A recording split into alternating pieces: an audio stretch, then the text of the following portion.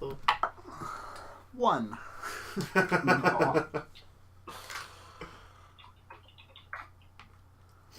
So we didn't get last sessions, right? The audio was no good. Oh, no. I got the last 25 minutes.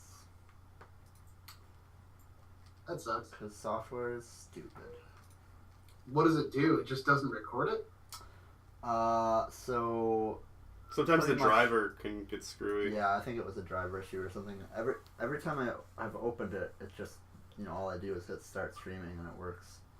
But I guess that particular time, the audio thing for the microphone, just it wasn't. It was showing no input, and I didn't realize because I That just kind of. sucks. Like it my computer will do that too when I'm switching the driver. Like it'll just think it's the onboard sound card rather than the external converter I have. It gets pretty annoying. I have an exact system of how I open all my programs to make sure it doesn't. Really? That had to fuck up for me so many times. It's always the most pivotal moments. Yeah, it's a bummer. I like that I have a security cam of Chris's entire house. What's Chris's shot? You playing D&D in the kitchen, Chris? Yeah, Did you D&D kitchening? a little bit.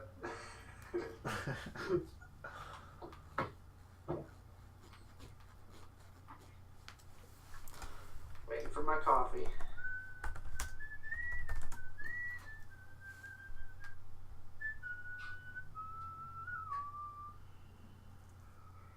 What is that? That's KK Love Song from Animal Crossing. Oh, yeah.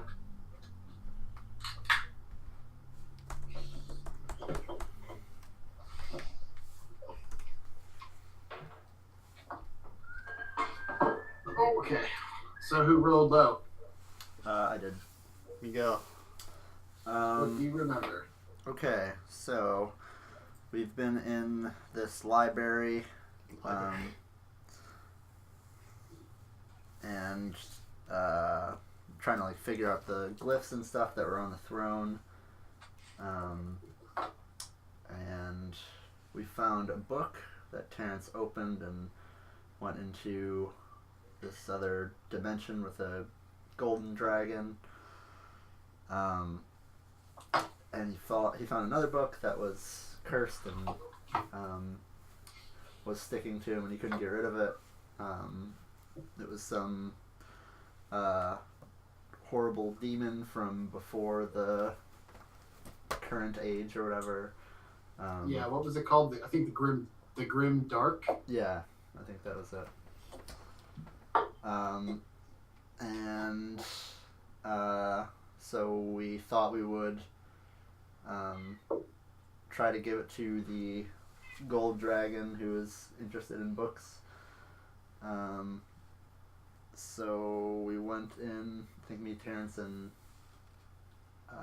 Enric went in, and Ballstar, and we gave him the book, and I don't think we even checked to see if it worked or not.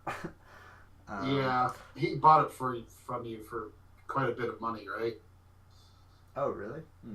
I don't remember. I thought he bought it from you. Let me check. Yeah, he paid for it. Okay.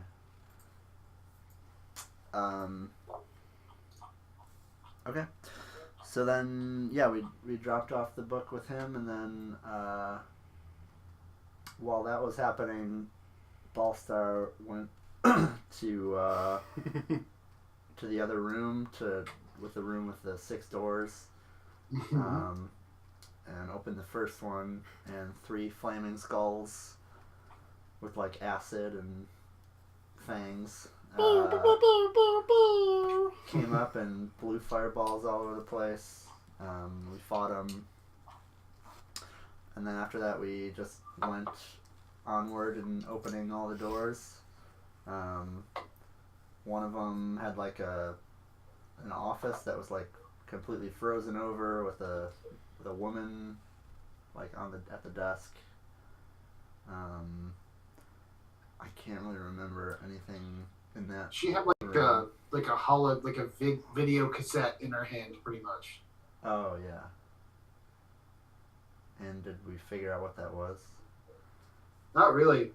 Okay. It was kind of strange. It was like a little hologram of she's like in the middle and she's like talking about like reading something, and then there's a large rumble, and she gets all freaked out and she says, "We are betrayed. Biblius has sunk in the library. I am all powerful necromancer. I will not die." And there's another large like flash of like energy. She tries to cast a spell during at the same time, and it turns out that the whatever spell she was trying to cast just didn't fucking work. All right. She had a spell book on the table too that was like all of necromancy stuff. Oh yeah. The corpse was also slightly twitching, like kind of moving, but not really doing anything. She was frozen solid too, right? It was a corpse. Okay. So yeah, Terrence jacked that spell book.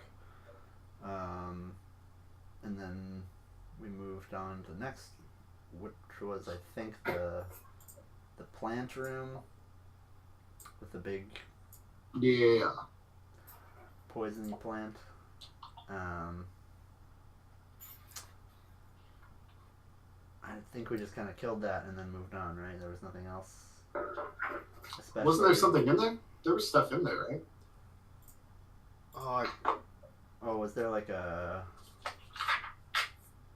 staff or something?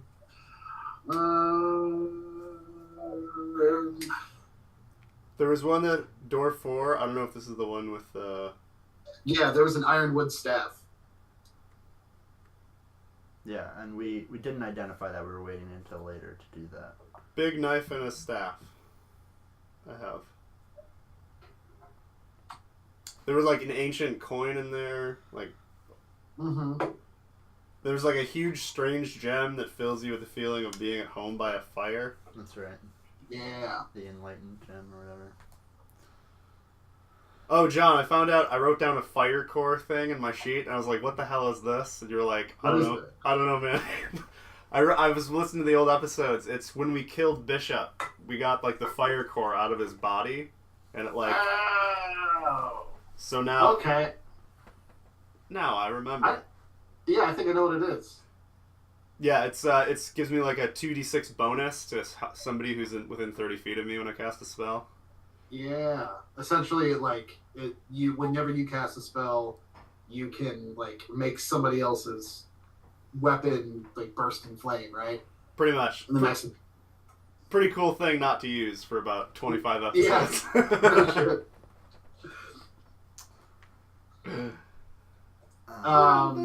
Yeah, after that, you kind of...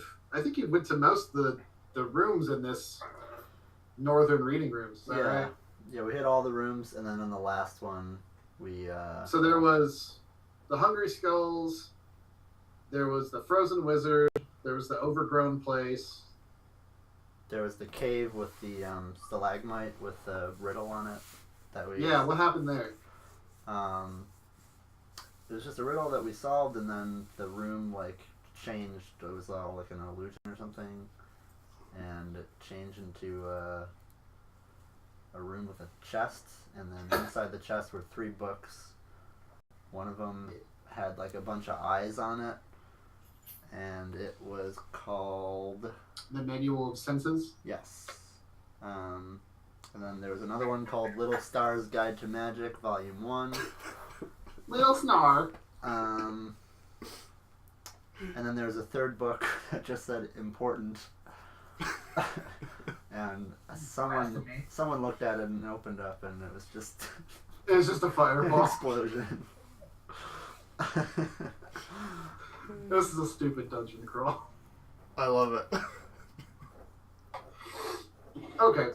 Yeah, what happened on that last one? There was a whole bunch of water, right? Yeah. The door was locked, so we unlocked it, and then it was still stuck, and so Alan changed the Sword of Galfar into a crowbar. pried it open, and we all got blasted back by the incoming storm of water. Yeah, within seconds, the entire hallway has been completely submerged. The water is murky, cloudy, a light, weird, pale green tint to it, and there's like bones and viscera that are all floating in it. And as soon as you guys kind of come to, you guys just immediately start feeling necrotic energy start hurting you. So let's go ahead and roll initiative on that. Okay. I think only one person succeeded a strength saving throw to hold on to the door frame. Was that Alan? Me and Ballstar both did. We succeeded? Cool. It was a dex save to see if you could grab onto it in time. That was it. Alright, rolling high tonight. I got a 4 initiative.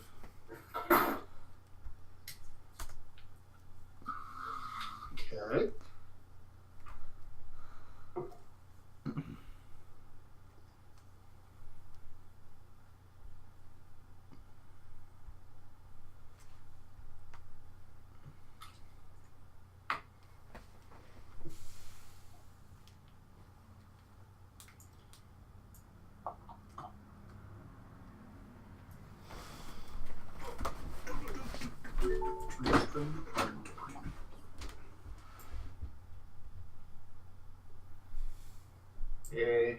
Terrence got a 5.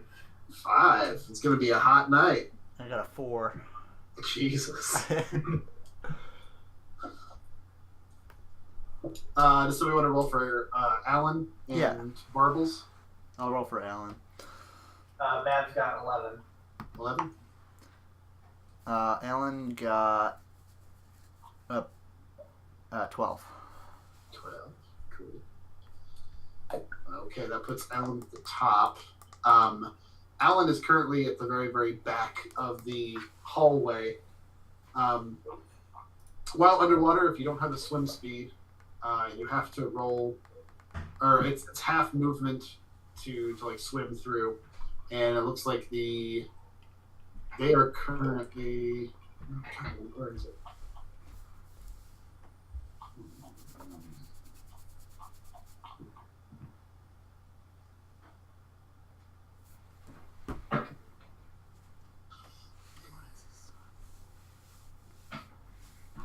Yeah, the water is super dark. It requires a perception check to see anything. The water is very toxic, deals damage every round that you're inside of it. Yeah. So first up, we'll have Alan take some damage.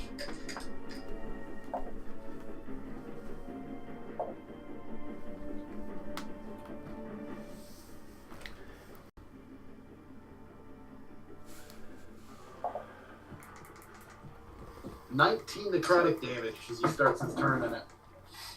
Alan? He's way at the back, which is 5, 10, 15, 20,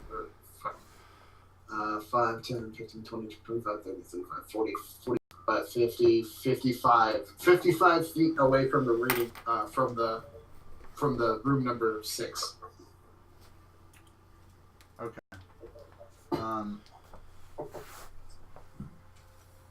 So how close is he to the door that we came from originally?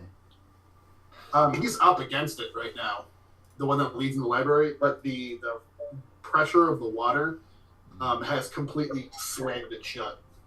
It was a push open door from the opposite way, so it's just like locked from the pressure. Gotcha. Is it fully underwater right now? Yep. Okay.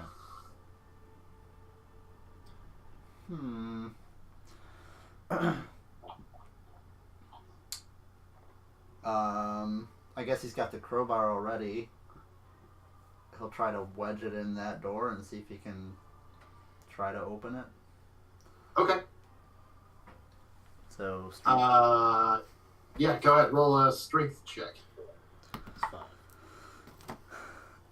15. He tries to find a crack or something, and he does find like at the top of the door or something, but free floating in like water without really anything to put weight against, and like all the immense pressure on this door, he kind of seems that, or it seems that the amount of strength it would take to open this door is probably beyond him. Yeah. Okay.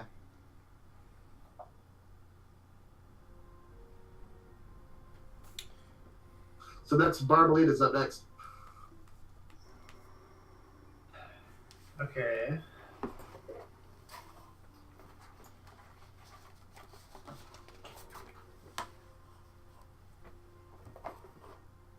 And how far down the hall is she now? She's right next to Alan Greenspan, so she's 55 feet away from the door that is open. Okay.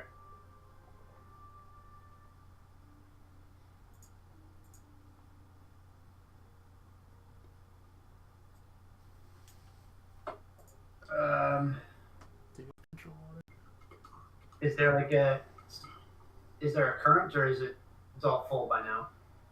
It's all full. She can roll a perception check to see if she can feel the current, though. Sure. I think it's 14. 14. She kind of closes her eyes, puts her hands out, tries to feel anything, and there's a definite current coming from down the hallway where the door that you guys opened.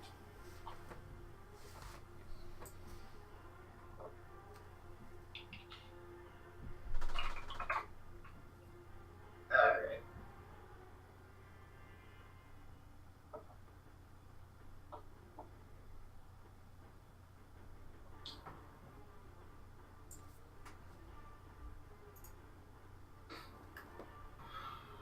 What's she gonna do?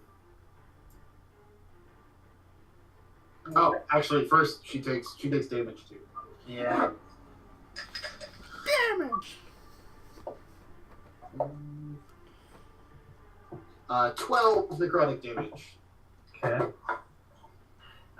She also has a crowbar in her inventory, Okay. so she'll try and crowbar that door as well. All right. Roll a strength check, and I'm gonna give her disadvantage just because you're free floating in water. I should have given it to Alan too, but Yeah, it's a 10. no dice. That'll bring up Terrence, Big T.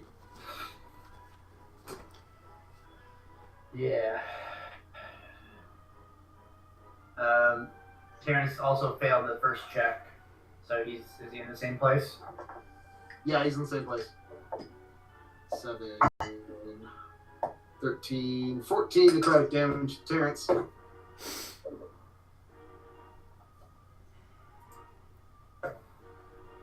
Oh boy.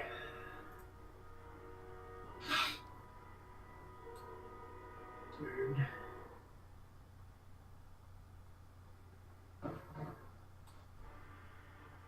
Okay.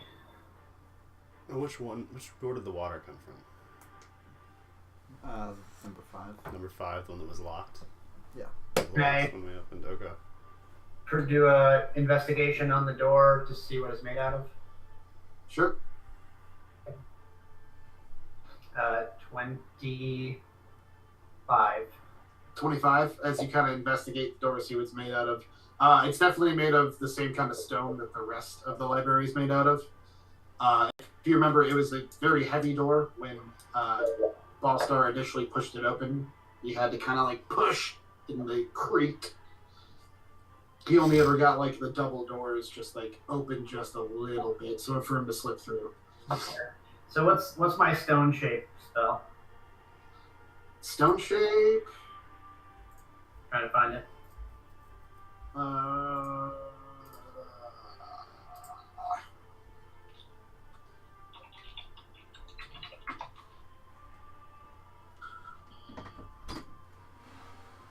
You touch a stone object of medium size or smaller, or a section of stone no more than 5 feet in any dimension, and form it into any shape that suits your purpose. This large rock into weapon, blah blah blah. Yeah. You can do it on a wall 5 feet thick. However, these doors are pretty large. It is bigger than 5 feet tall. And it says a section of stone no more than 5 feet in any dimension.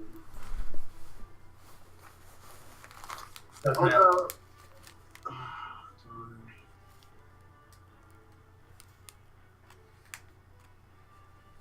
two hinges in the latch, but final mechanical detail is impossible. I would think that you could make like a smaller door in this large door, right? Like you could just make like a hole. Yeah, just punch out as big a hole as I can. Yeah, sure. You can make a 5-foot hole. I do that. Okay. You touch the door, the stone just crumbles. And all of a sudden, you, Barbolina, and Alan all get sucked out the pressure of this hole, banging all along. As you get shot out, you slide into the main opening of the library on this water, like maybe 60 feet just from the sheer force of it. You guys all spread out, still covered in the water of it. It still feels really sick, but you're not completely submerged. However, the water is coming at an insane rate out of the door. You quickly find yourselves, before you can stand up, that you are at least ankle deep. Alright, the place flooded with seawater. Yeah. Okay. Yeah, Terrence made a hole, so there's a drainage, but it looks like it's starting to fill up that next room, too. That's going to put us to What? What was your initiative? Ballstar. Up next. You're hanging on to the door frame. Okay. So is the water in this room that I'm in is how high? Is it entirely filled? Yeah. Okay, I'm gonna do a. Oh, you also take damage. Yep.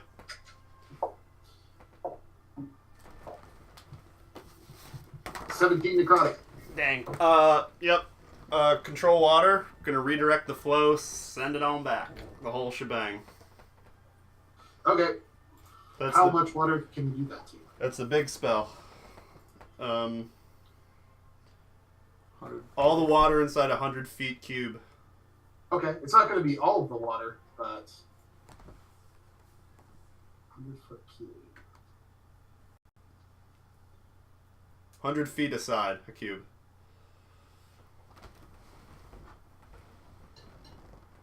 So are you just moving it back into the room that's Back- already submerged? Like everything's submerged. You're just redirecting the flow of it. Can I So you're drain? sucking into the room. Yeah, my thought is just send the water back from whence it came. Okay. You begin to you send the water in. It redirects the flow. All of a sudden, the door frame that you're hanging onto just begins to suck instead of blow into that room. You're hanging on. You're redirecting the flow.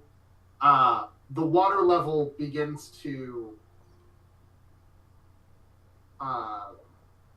lower just a little bit, and it just seems that there's just a couple inches of air just in the one round that you're doing it. But Okay. you're making kind of a dent to it. There's still all the water behind you that's not in a 100-foot cube that is still draining out, but Okay. cool. That's going to take us to Quincy. Quincy takes necrotic damage. If we could just shut the door. Yeah. 5. Only 8 necrotic damage to Quincy. Yay.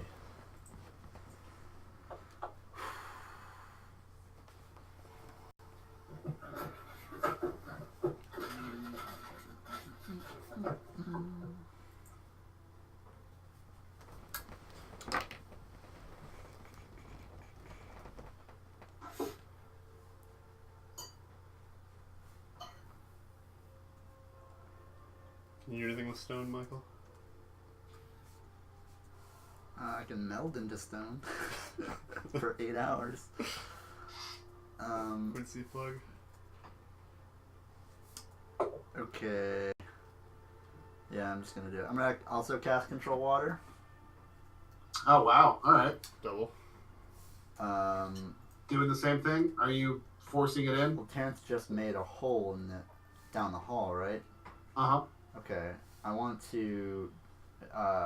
One of the things I can do is part water. You cause Okay. water in the area to move apart and create a trench. The trench extends from the spell's area, and the separated water forms a wall to either side.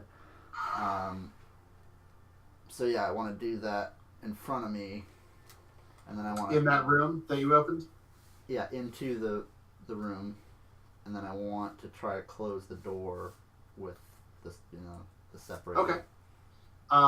As you're getting sucked into the room, then he's redirecting it. You part it.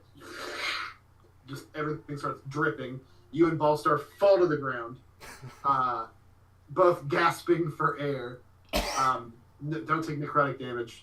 This room is simply another reading room. This one has a whole bunch of shelves. There is a whole bunch of like ruined books are just like on the floor as soon as you part the water. They just fall to the ground and clatter. There is one golden book sitting on the shelf that is open that you can see, even though that you've parted the water in this whole area, water is still shooting out of it, hitting the wall that the shelf is on, and then redirecting the water into the parted waves. Yeah. So it's all coming from that one book. Just one book. Do you have movement? Yeah. Yeah, I guess I'll move my full movement towards it. Okay. Yeah, you get up right next to it. It's this golden scaled book that's open. It's large. It's like this big, size of a large art book. Okay.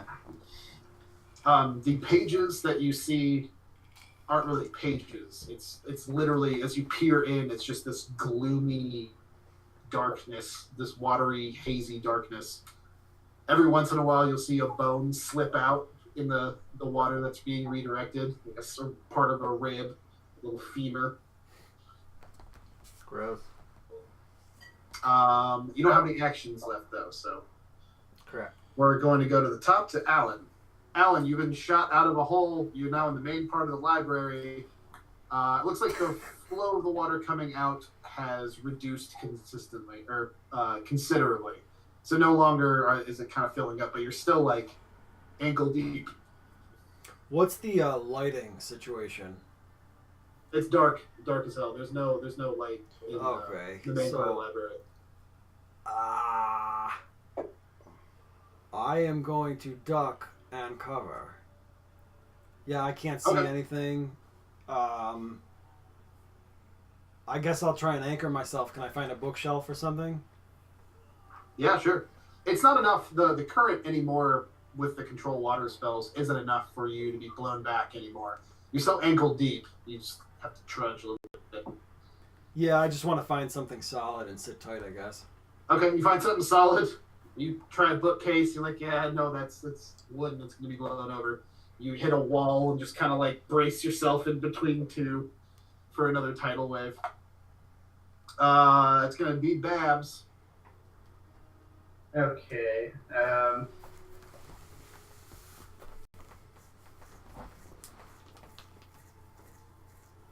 She'll just get up and use her movement to go back in into the hallway. We go through the hole. Yeah. Okay, the hole is still spewing water. It's not like a huge jet that it was, but it's still like a faucet. So she's going to have to do a strength check to go in. And as soon as she fully submerges herself, she's going to start taking necrotic damage again. Okay. No, I thought the water was calm. It was calmed, but it's still draining out. Yeah. Like the part that's not in that 100-foot cube. Right. Okay.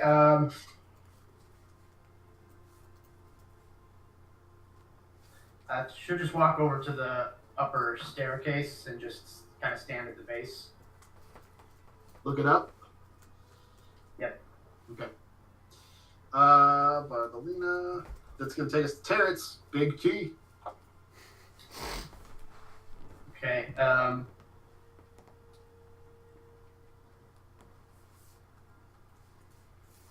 Terrence will just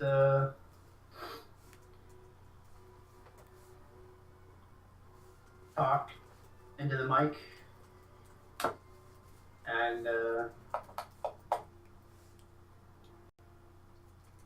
ask Quincy Ballstar, are you alright? Yeah, we should be okay in here. We managed to get most of the water out here. There's a giant book blasting water. I think it's the source of it.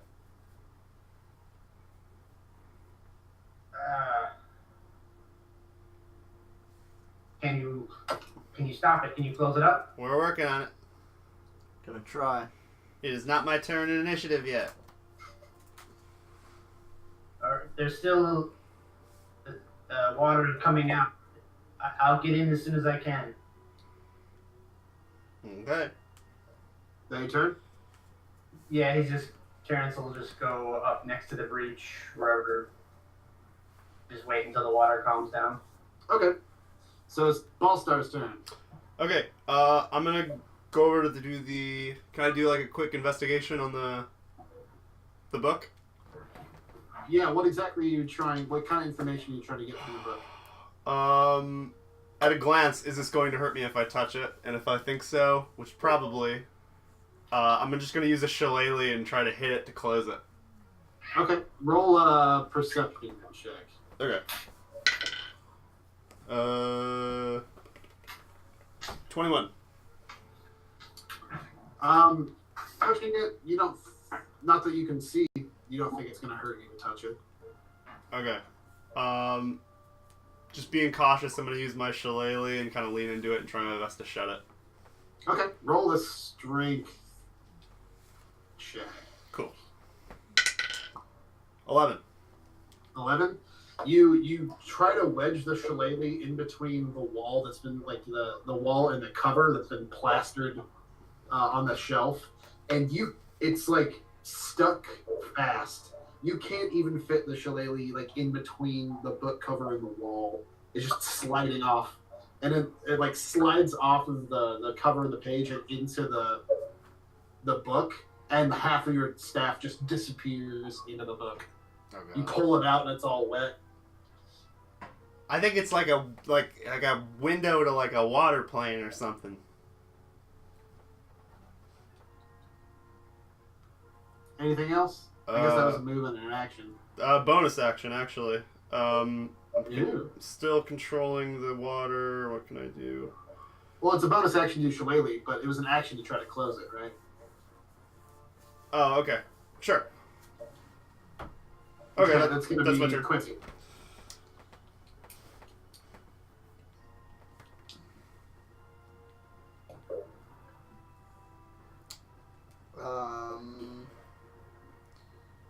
Okay.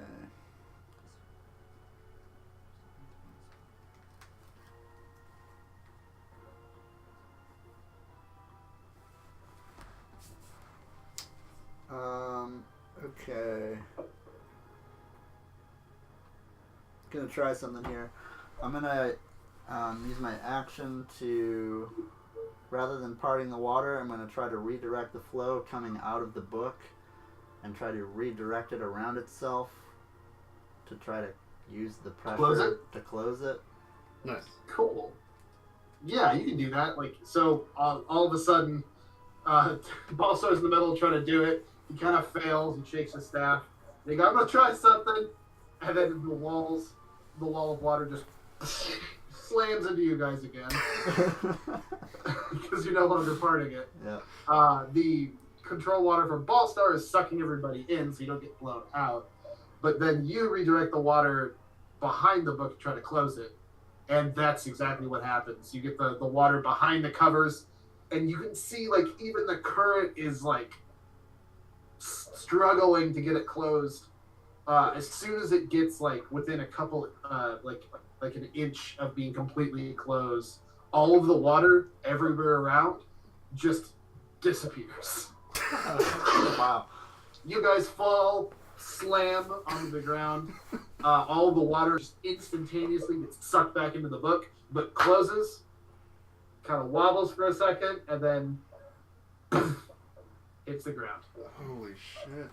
Oh, you took Good God. 19 necrotic bludgeoning damage. Okay. I think we're all clear here. Alright.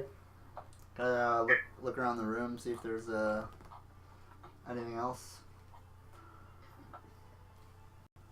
Can I physically pick up the book? Yep, you reach down and pick it up. It's like I said, it's like a large scale like art book almost, like that kind of size, like a coffee table book. It is covered in like rough, almost prickly, like golden scales. Let me pull up the description really quick.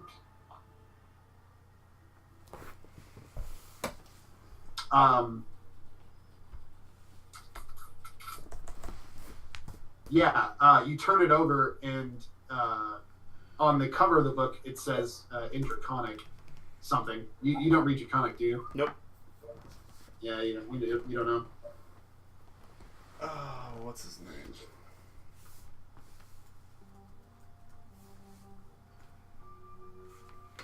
Our guy?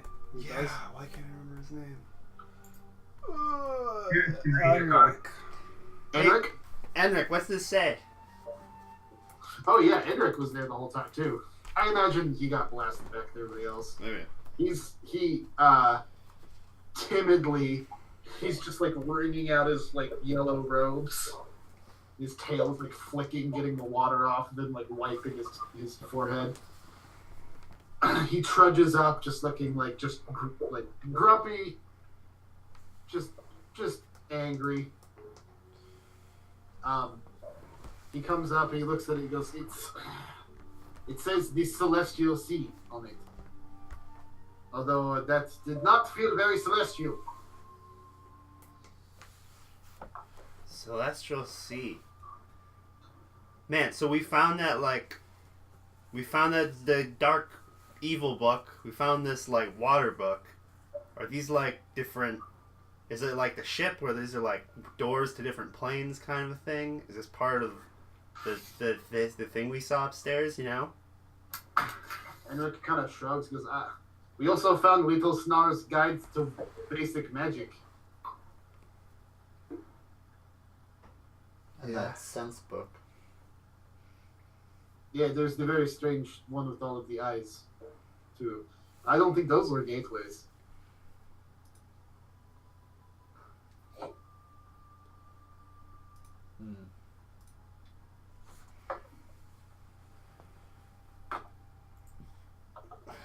Huh.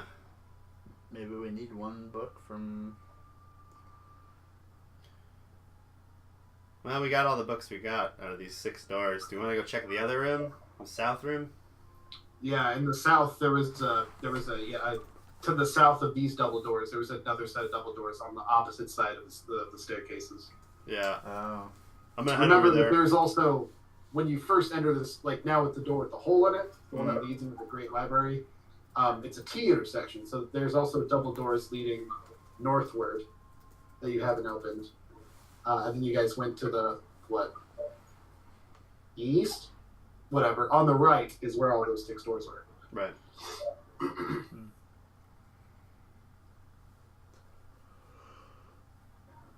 I'm gonna head to the double doors below the stairs. Okay. How about everybody else? I'll follow. Yeah, I'm gonna go too. There's nothing else in this room, but can I do a quick look around? Yeah, go ahead. You roll a perception or investigation if you're going to feel around. Okie doke. 17 perception. Perception wise, it seems with the ferocity of the force of all of the water, anything that was in this room before you opened it is probably scattered among all of the other rooms, the hallway, or perhaps the main part of the This library. room is such a huge mess. Yeah. There's just bits of the frozen corpse Like you Oh, found God. that one room. It's like up against one wall. Same position, just little crystals of ice beginning to form around it where all the puddles have stayed. There's just like this giant like poisonous flower petal, like just kind of like in the middle of the hallway. There's books fucking everywhere. Is that everything wet, or has all the water and moisture just vanished? Things are still wet, but there's not any like deep puddles or anything. I want to get on the earpiece and ask if someone can cast light, because I'm putzing around in the dark. I'll light up the sword of Gallifrey. Okay. I morph it into a big torch. Big torch. It's not on fire. No. It still works. It looks like it is a little bit. So Ballstar goes to the southern part. You see these double doors say southern reading rooms. Oh hell. Maybe we want to check the other door first. I gotta take a nap or something before we do too much more. Opening up mystery doors. So if I took a bunch of necrotic damage, that means my health doesn't go up to full? No, it does. It does. It does, yeah. That's only special circumstances. Oh. They're very they'll tell you when you're max. Doesn't heal.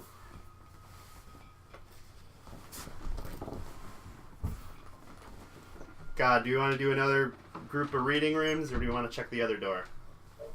Is this another room with 6 doors? This is a reading room. This is the south reading room. We cleared the north reading room. Oh. Don't forget that we may have a very powerful enemy showing up at our doorstep any minute. Well, I mean, is it really any minute? They They said seem they to thought be within not- the hour. Expecting him. I thought they expected him within the day. They said they didn't really know. They Yeah. said he left earlier that day and was bound to come back. Mm. We should proceed, though. How's everybody on health? I am at 41. Oh gosh. I'm at 63, but it's out of 89. I have no beast shapes. I could use a short rest. And I have no. My healing wand is out as well. All the charges are used up. Alright, I'm gonna do we want to take 10 minutes? I can do a prayer of healing. Yeah, for sure. Yes. What does that do? Just a decent heal. HP to everybody. It takes Right time. now, here's a question before you do that. I can cast the spell Catnap, which will allow us to do an actual short rest. Where? In 10 minutes? Oh. Oh, yeah. That way we can recover spells. You guys doing a short rest? I think Terrence is doing something. Here, it's going to cast Catnap so that we can do a full short rest in 10 minutes. Ew. That's interesting. Is that a homebrew spell or something? No, I think it's in Xanathars or whatever. Yeah, that there.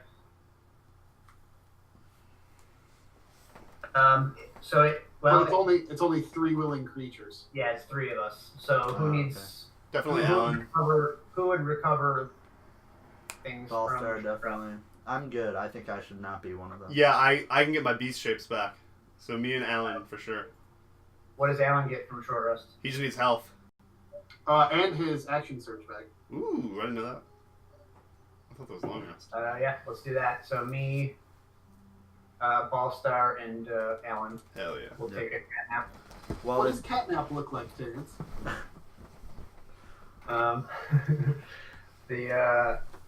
That cat bus, the cat caterpillar bus thing from Totoro? cartoon. Fuck. Is it Kiki's Delivery Service? My name is Totoro, I thought. It's probably in a bunch of them. Totoro. Yeah, that's it. That thing just busts into the room and like smiles at us, and then opens its doors, and we all walk in. It doesn't say anything. It's just like smiling really big.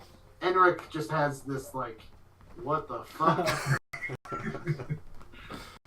You are a very strange wizard. I have never met anyone like you. I will not be stepping on the bus, thank you. So what? I roll some d10s to get health. Yeah, you roll your hit dice. You don't add anything to hit dice, right? No. Do you add your Constitution? I think you might add your Constitution. John, when you're healing with hit dice, do you add your Constitution to rolls, or are they just straight rolls? You had your Constitution rules. Cool. I think so. I'm looking I at mean, that. that's the whole point of Constitution. Right.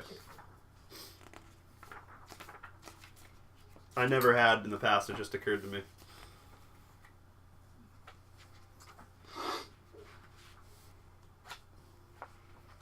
Although Mike's got the book out. Let's Yeah. see what the official ruling is. And what dice, hit dice for fighter? What do they use? 12, a 10? 10. 10. So he has 2 fighter hit dice then, or whatever like your level is. Whatever your level is.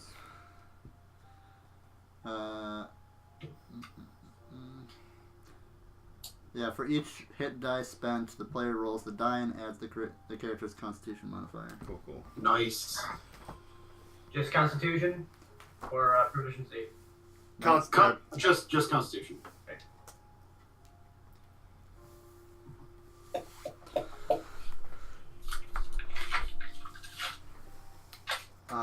While he's doing the well, no, I'm not gonna do that.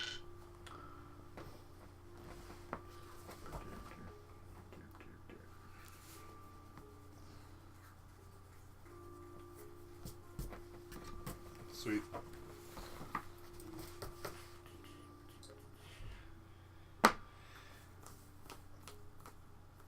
Oh, how are we looking at potions, Quincy? Healing potions? You think I could like have 1 or 2? Oh yeah, we got a shit ton. I ran out. What do you want? Greater, superior? I'll take just 2 or whatever. Like 2 graders, okay? Okay. Alright. Write it down in your inventory. I I'm got taking it out of the bag. I got some.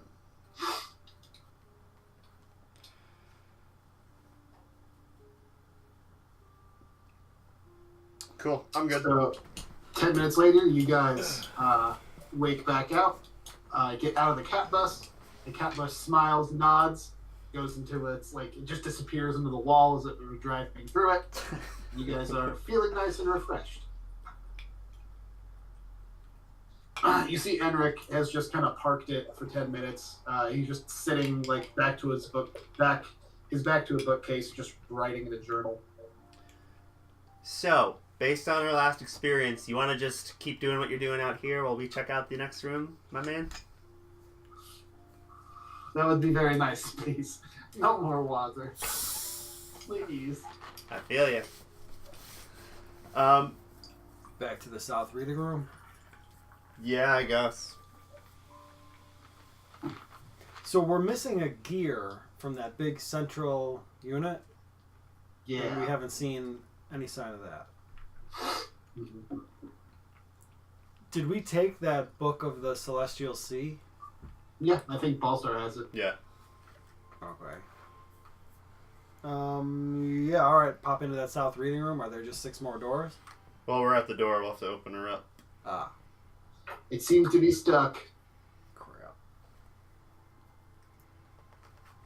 Who picked the lock last time? I think you did. It doesn't seem to be locked. It doesn't have a lock on it. It's just wedged. You beefy boys want to try a chant? How long does light last? An hour. Yeah, you good. You got 15 minutes. Alright, can I morph the thing into a glowing crowbar then? Sure. Roll a strength check with advantage.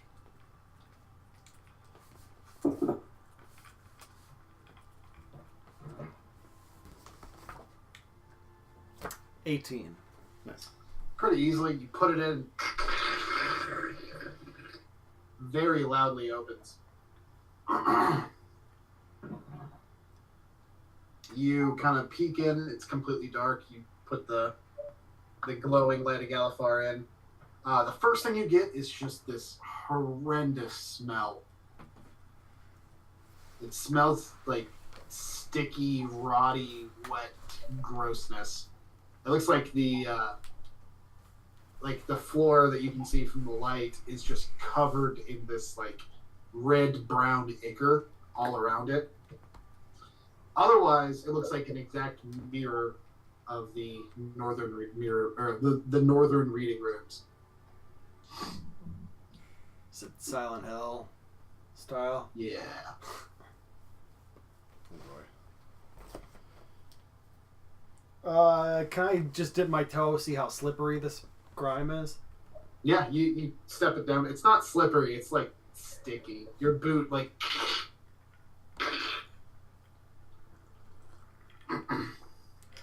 Yeah, I'll venture in. Okay. You slip in, hold up your little torchy thing. Torchy thing. This sort of Galifar with light on it. It's a glistening gemmed crowbar. Yeah, glistening gemmed crowbar. Very slowly, the crystals above you illuminate the hallway as soon as you kind of step your figure in through the door. As the crystals slowly kind of grow to life to light up the hallway, you see like a pile of like large eel-like creatures crawling all over themselves at the far end of the hallway. Yikes. You see a door directly behind these things, similar to the door that you entered through, but with a different inscription for its title above. To your right is a short hallway with 3 doors on either side.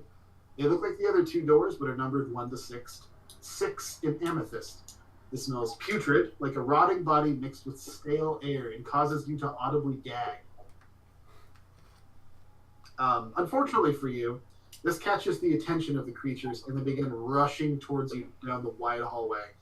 As they rush towards you, you realize the awful truth.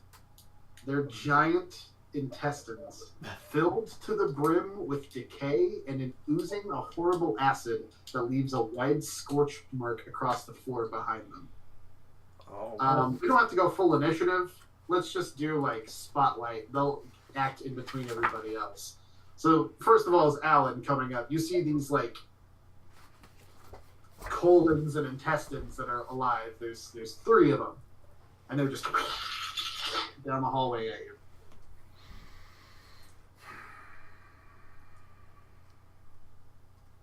I will try to retreat out the door. Okay, you just take a step out. You close the door? No. Okay. I think as soon as you step out, the intestines probably make it to the end of the hallway, and they're just at that door. Oh god. Still my turn? I think it's whoever No, wants it's it, right? just like somebody takes an action, they take an action, somebody takes an action, Right. they take an action. So whoever wants to can. Shit.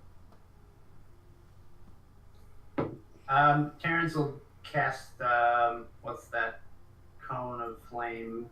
What's that? Burning hands? Yes. Burning hands. So they have to roll dex saving throws? Yeah, Dex. Okay.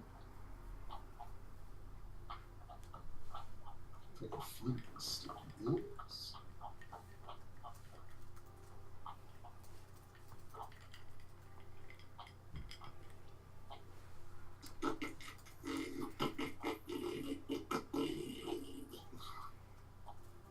There we go. Okay, dex saving throws.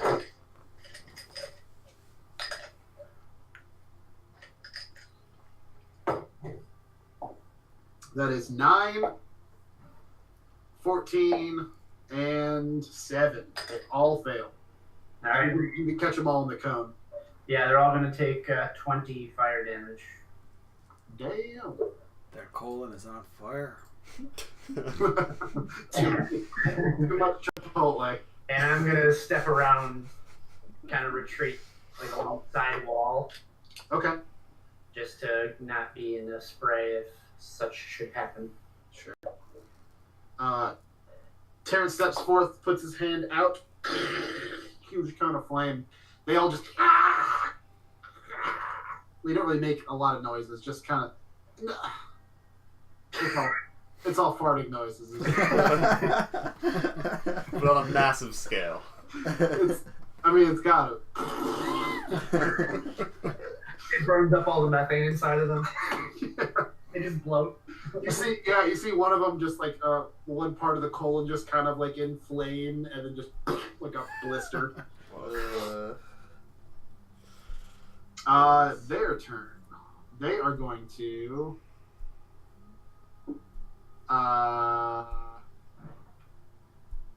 Two of them you see rear up like cobras almost, and acid discharge comes out at Alan Greenspan and Terrence. Both of you guys need to roll dexterity saving throws.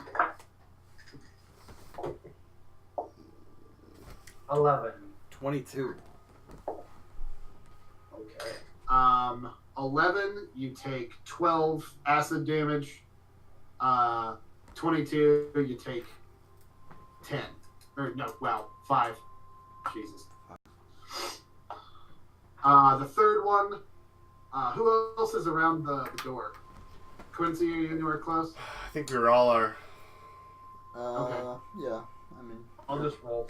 a couple feet away. Alan. Alan, the other one darts towards you out of the door and goes straight for your neck. That is a 17. Holy crap, it misses. It does? Cool. You see it just like uses whatever muscles in it and springs forward, just this like goop of like tubey intestines. Going straight for your neck. You take a step back and it just kind of splats on your chest piece, leaving like this. It tries to like snake around and try to get to your neck, but you pull it off and throw it to the ground. Who wants to go? I'll go. The one that just went for Alan, I will try to shield bash it onto the floor. Yeah. So we got to roll a contested athletics. Okay.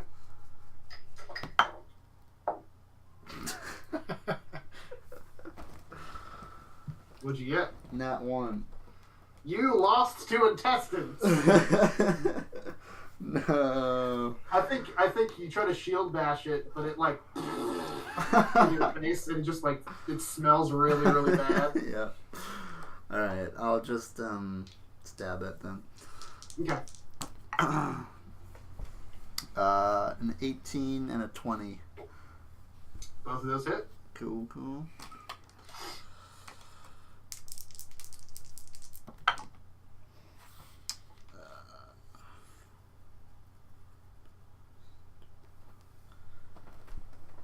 14 damage on the first one. Okay. And 13 on the second.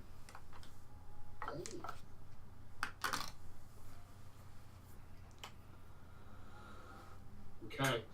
You hack that one, but good. It's leaking acid everywhere.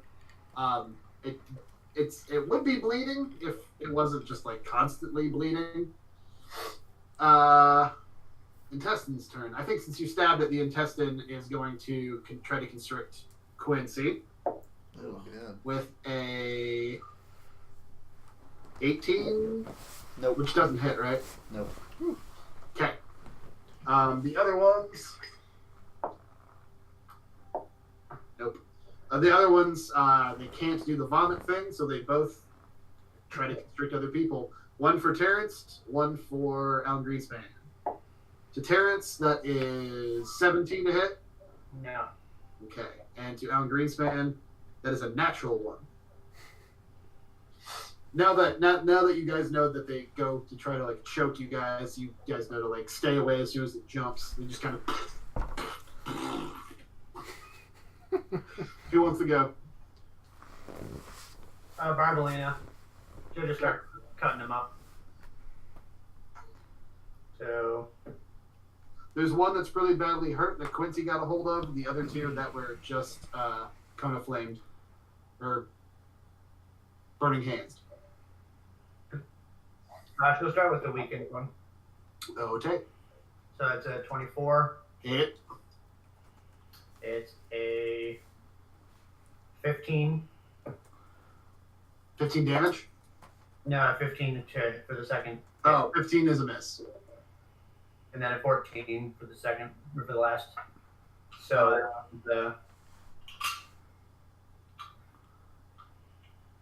So just the damage. I believe is 9. 9. That's actually enough. She pierces one and like needles the rapier through, so she gets like all the different parts. As soon as she needles it, it just deflates, and this like terrible gray green gas just it begins to exude in the form of tiny little skulls. I need pretty much everybody that's around the door to roll Constitution saving throws for me. Yeah. Natural 1. 24. Gosh. Oh, man. Anybody roll below 14? Yep. Yep. Ooh, anybody roll below 14 are paralyzed because you're busy vomiting. That's everyone. That's everyone? Even Alan. No, I got 24. Just me and Terrence. No, me too. Oh, and Quincy. And Marvelina. She pierces it, everybody just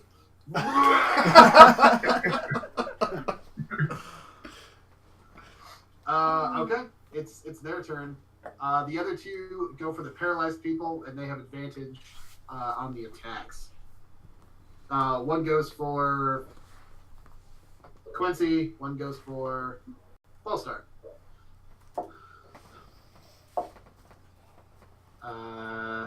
22 to grapple on Ballstar, Yep. which is the hit. And then for Terrence, with advantage, that brings it to 17 again, which is a miss.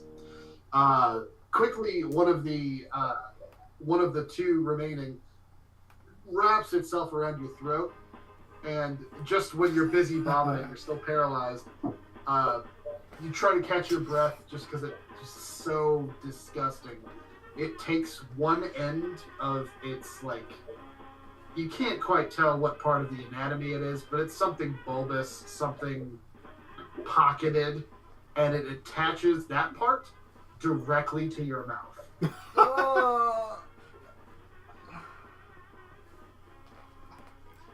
Any damage? So, what? Any damage?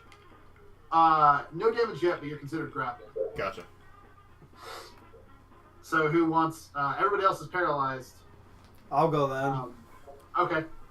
I would like to morph back to the sword and then just slash at the one with the mouthpiece.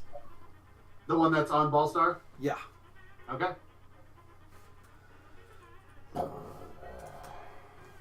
Oh god, terrible. Oh, but I'm adding freaking 11. So 19, 14, and 15. 14, 15 miss. Okay, so just damage on one of them.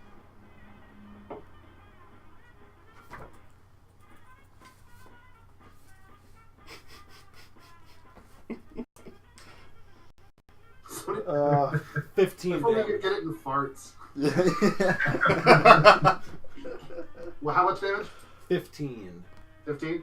Yes. Alright. Intestines turns. Ballstar, I need you to roll a Constitution saving throw for me.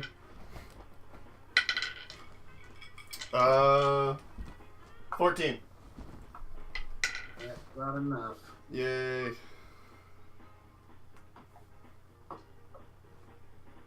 .21 acid damage, Yikes. as acid is forced directly down your throat. Yikes. The other one goes for a grapple on Alan Greenspan. No, it's going to go against somebody It's paralyzed. It'll go. It didn't do on Terrence, so it's gonna try on Quincy. That's a natural 20 and a 6. Oh god. Natural 20 goes on Terrence, wrapped around, you're grappled, and shoot.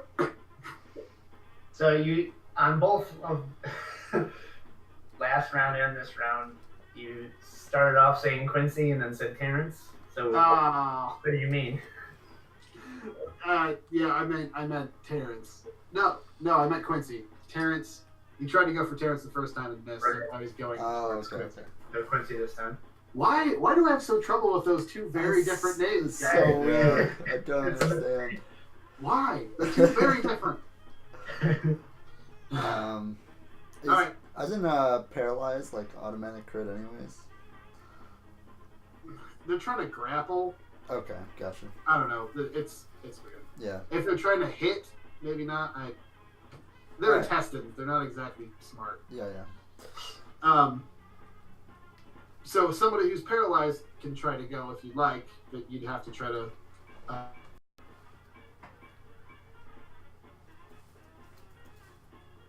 Paralyzed. Did I lose you? You cut out for a everybody- second. We're good. Yeah, we're back. Everybody who was paralyzed can go ahead and roll another con saving throw. What's our target number? 14. Okay, Terrence saves. It was so close. Shit. Nope. I rolled back. Marlena also saves. Nice. You guys stop. 2 are still paralyzed. Who wants to go? It's not paralyzed. Terrence will go. Okay. Get me up.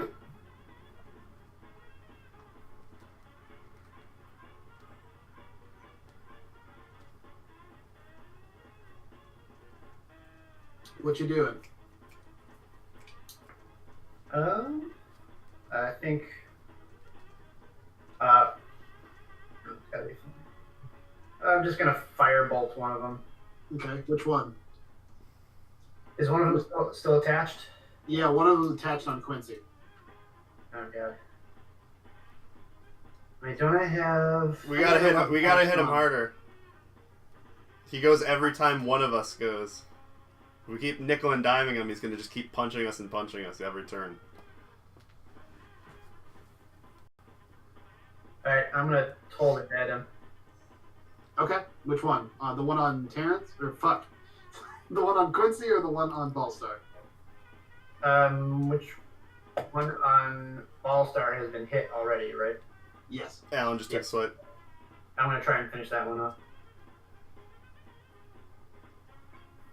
So it's gotta make a wisdom save. Liz? Yeah, it rolled a 9. You put your hands together. Boom! A big bell appears over Ballstar's head. Oh baby. That's gonna be 26 necrotic damage. Necrotic. Yeah.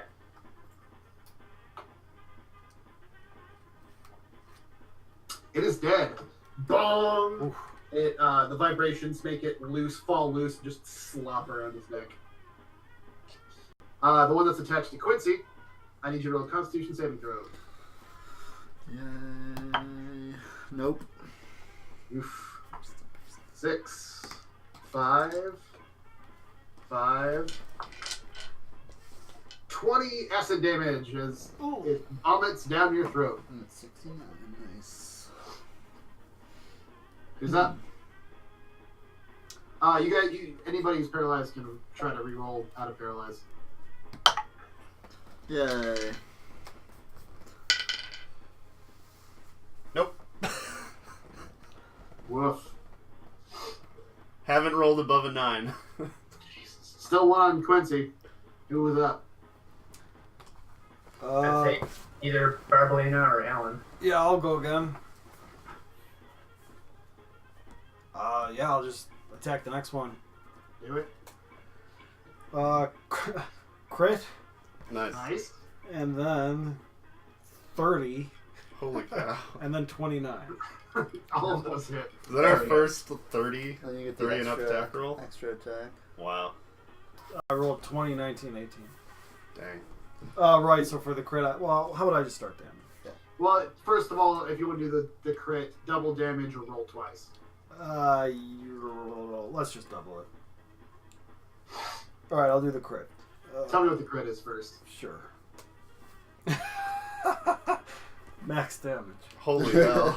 6 and What 6. What is max damage? Let's see. 26. Holy shit. On one Yeah, strike. it's dead. You thrust the sword of Galifar, and I feel like it goes from like a long sword into like a khopesh, something that has like a bladed inside. Like you thrust it in between Quincy and like its wrapping around its neck, and you thrust it something, or you change it to something that's like bladed on one side, and you just pull, and it just completely snaps in half and falls around him. All the intestines are dead. All of them explode. I need everybody to roll Constitution saving throws. Natural 1. So many. 11 for Terrence. 21. 15. Anybody got below a 14? There's just like 2 minutes. You guys just have to take a break because you're just vomiting. Yeah. But there's no other apparent danger. So, is there just a sigmoid colon just on the floor now? I think it's still around Quincy's neck. Enric kind of peeks out from a bookcase. Are you guys okay? Are you guys okay? Don't come over here.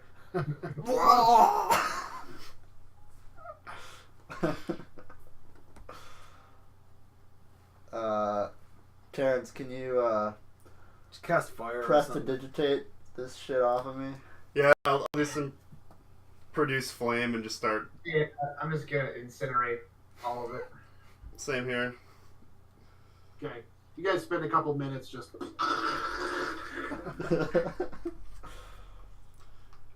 Mold barf. Which I'm sure makes it smell worse once we start burning it. Yep.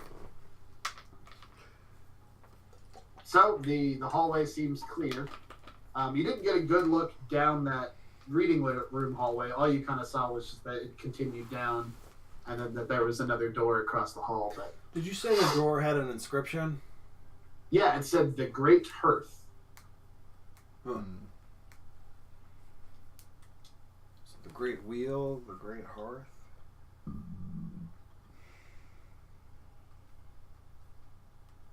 So there's only one way to go, or do we say that there's like a mirrored This reading? is the southern mirror, the southern reading rooms, which is a complete mirror of the northern reading rooms.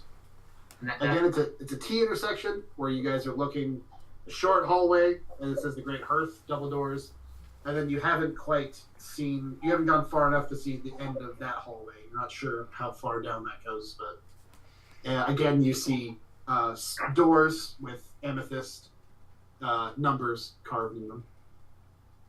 Yeah, can I go down the hallway to the right? How many rooms are there? Sure. You take a few steps down the hallway. The crystals on the top slowly, like fluorescent lights, just begin to cast light. There are 6 rooms, just like the other one. However, at the very end of the hallway, there is a pile of something that was probably once organic. It looks pretty small of stature.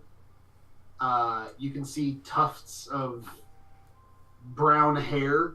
It's like against. It looks like a body against the wall, like holding its stomach. But you can see like where it's like its arms are kind of folded. You can see just like all around its torso. It's just like a blooming flower. Whoa. Okay.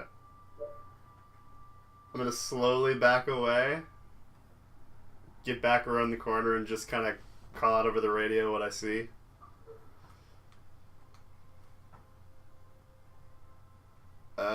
You want to shoot an arrow at it or something, Alan?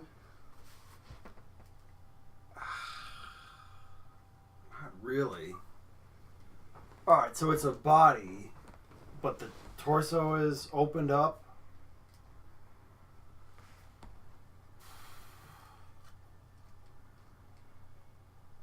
You can see it's wearing bits of leather and like some sort of like dark purple pants, but it's all just stained with dried blood. So is there something like growing out of it, or it just looks like something has like exploded out of it? You haven't really seen. It's you haven't gotten close enough to really identify. It looks like it's like growing out of it, but I can't really tell.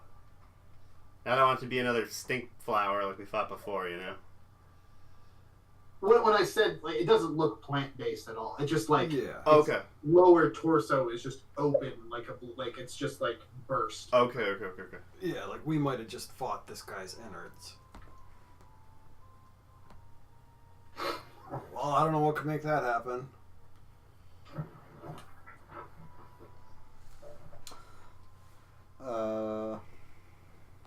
Yeah, I guess I'll approach and investigate. Okay. You just kind of like go up pretty slowly. What do you want to? What kind of information do you want to get from this?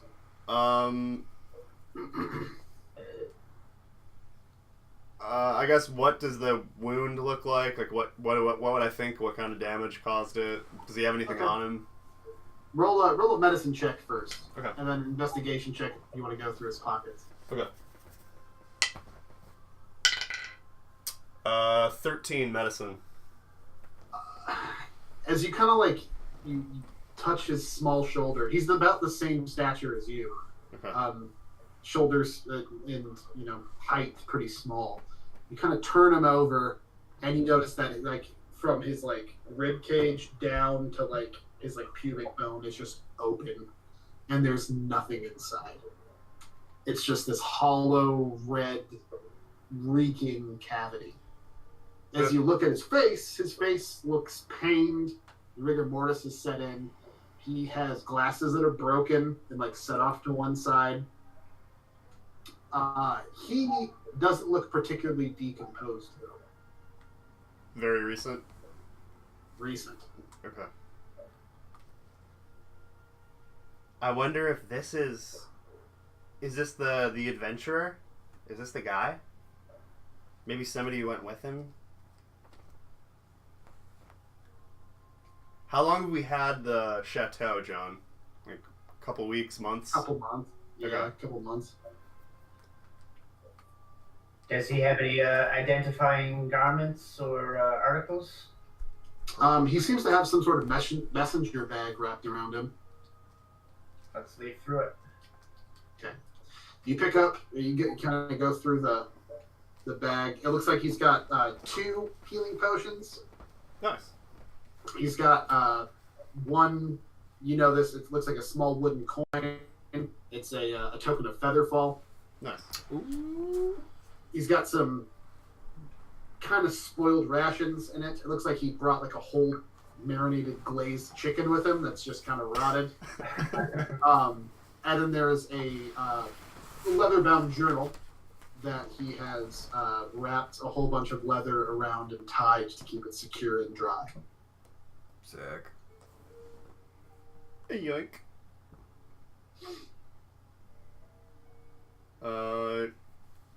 Yeah. T-Money, you want to check this out?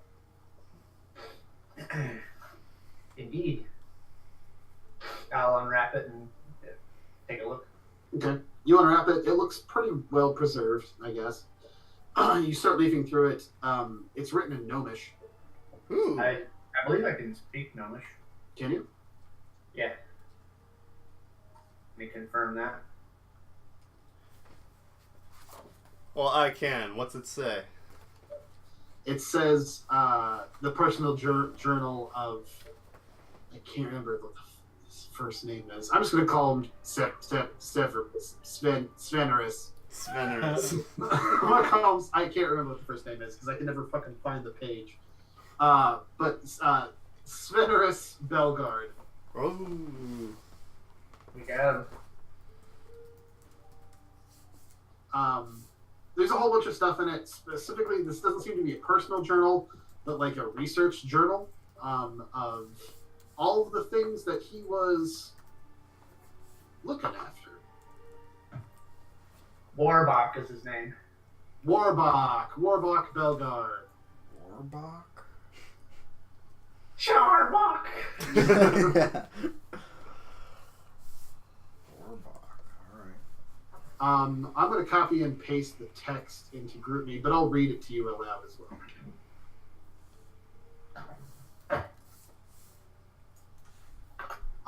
The journal goes through a whole bunch of stuff, but these are the entries of note.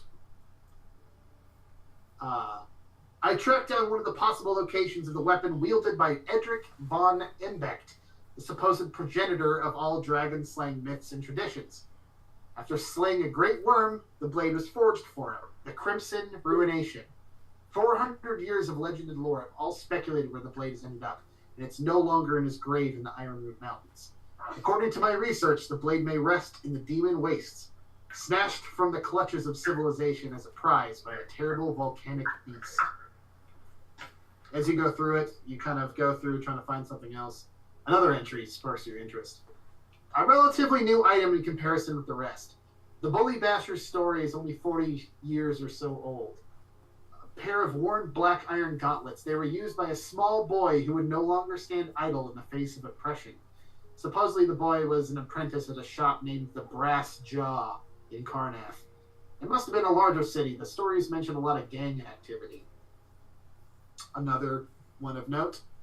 Rayon Hato was the sword of the lion-hearted royal guard Yorimasa, who returned it as a reward for slaying a demon dwelling in his liege's palace. The origins of the weapon remain a mystery, but rumors suggest a court mage or some sort of nature spirit maybe forged it.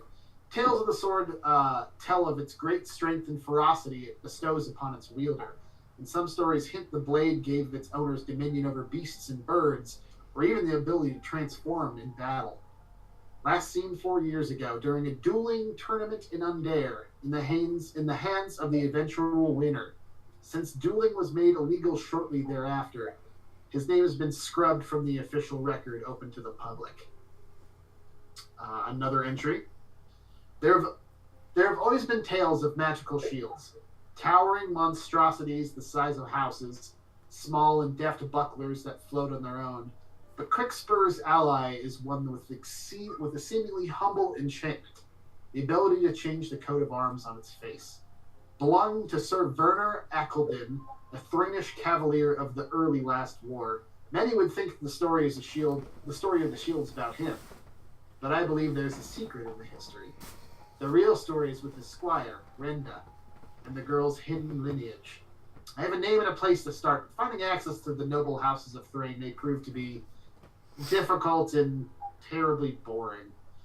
I'll try some other leads before I investigate further. I'm starting my career out with a bang. Another one. Thousands of years in the past, the elves of Arenal conquered their island after overcoming the slave lords of Zendrick and fleeing the terrible continent. They established an outpost on Corvair during the days of the Hobgoblin Empire of Dakan, but became distrusted by that nation's emperor. Eventually, war broke out between the two kingdoms, and the elves retreated to Arenal until the last war. I believe there, the Scarab of Adaros can be found. Originally a sign of station to the House of Adaros, it was owned by an agent of the Undying Court, an elf named Dalwyn. According to my studies, he might have been at the Battle of Tir Saadin. But how do I find a fortress that's completely disappeared? At the back of the journal, there seems to be notes. Nothing as detailed as all of that. But you see a heading that says, other possible items to look into. Caput Mortem. It roughly translates as the lifeless head. It was a weapon of the struggle between the two opposing death cults. Wargurd's armor, lost in the frigid tundra of Icegaunt Island. Parentheses, Barbarian Slayer? Question mark. Is it leather or steel? Another entry, Night Dust Wraps. Teleport, jump, blink, I can't really exactly tell what these do. In parentheses, it says Earth Cyst Underdark. Find the laughing mouth of the needle? What map do I use?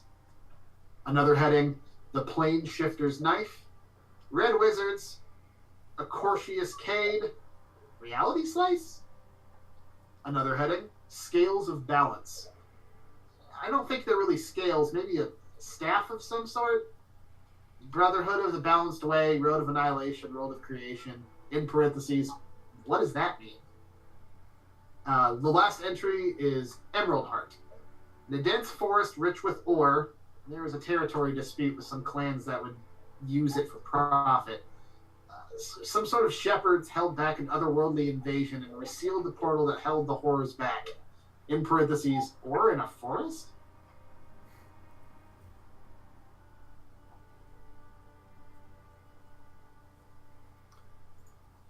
There's some doozies in here. Looks like he had his fingers in a lot of pies.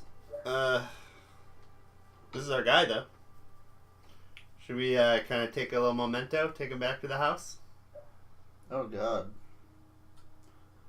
Like his toe. Something like that. He doesn't have a ring or something, does he? He has like one just like steel dagger, some broken glasses, that messenger bag, couple of healing potions, and a featherfall token. Yeah, we got his book. Yeah, true.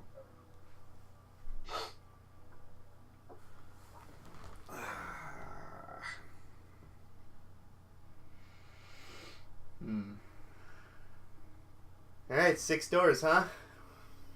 Yeah. 1 through 6, their number. Well, You want to do So something what else is- first? we got the book. What are we trying to do? Just trying to figure out shit in this place. Yeah, but We have to operate the wheel. I mean, we found the book. That's what we came here for. Wait, Edric peeks his head and he goes, "Are we done then?" what book are you talking about? The journal we The just journal found. we just got. I kind of figured he was here hunting down one of the things. The Yeah, fire dude. sword. There's a relic here. The dragon sword thing. Yep. That's apparently here. It's probably just in the dragon's hoard. Or it's behind door number 1. Or number 6. I don't want to go through a whole bunch of shit we don't need to, you know? Well, we need to figure out how to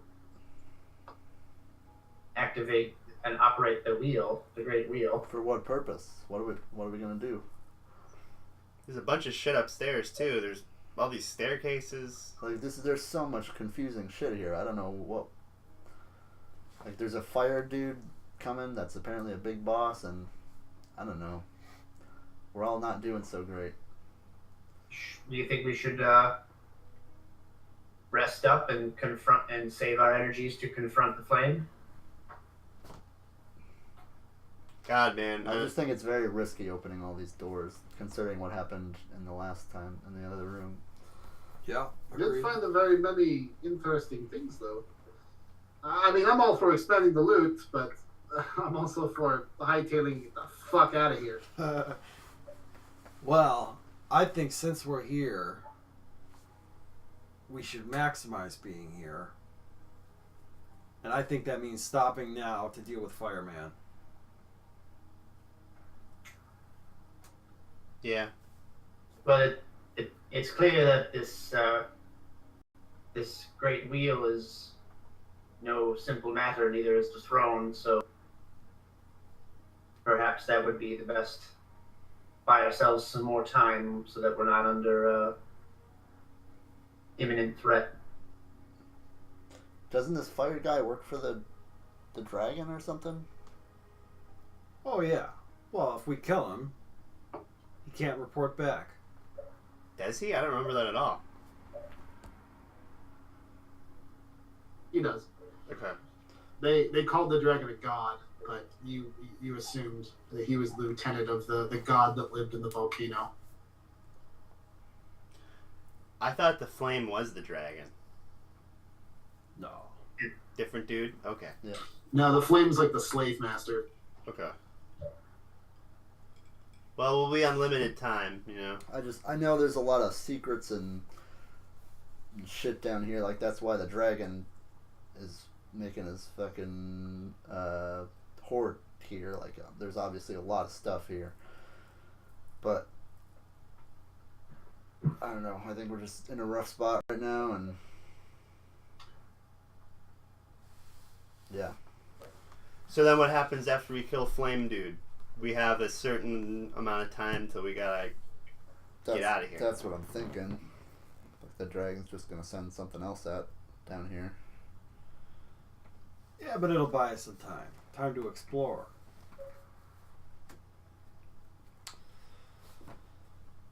Well, those intestines kind of messed us up. How about we go back to the surface, take a nap, keep watch for the flame. Going back to the surface involved Not the going surface. back the, up underneath into the pool that the baby dragons was in the smoke dragon, getting out of that, hailing the airship, getting the airship to come pick you up, Right. getting onto the airship, then leaving. I meant really the throne room. just leaving the weird tomb we're in. Out of the library. I mean, yes, surface. To the subterranean area we were outside of here. All we need to do is, you know, find a quiet place to hunker down and like set a trap. You're a giant red squid. Yeah. What is that? I'll put my finger over the video camera. I don't know what's going on with that. That's so bizarre. Alright, you can see the glare off of the TV. Yeah, why don't we just head up to the tent shanty town? People can sleep and we'll keep a guard. Sure. Okay. That's what everyone is good for. Works for me. Here's an idea. Yep. When the flame gets there, we can try and like direct him down to that big the great wheel, and see if he'll take the bait to like touch it or like mess with it, and then if he takes damage, then we just attack him. Yeah, but why would he ever go down there? We don't know if he knows what's down there or what it is. They've been trying to get in there forever. Oh, I forgot about that part. Who's to say he doesn't just see it's open and go tell the dragon it's open? Well, yeah, He might not investigate it. Shit, you know. Right, so in that case, we would have to have a backup plan to just attack him before he left. Or he would just force all the dudes to do it. Oh yeah, lemming style.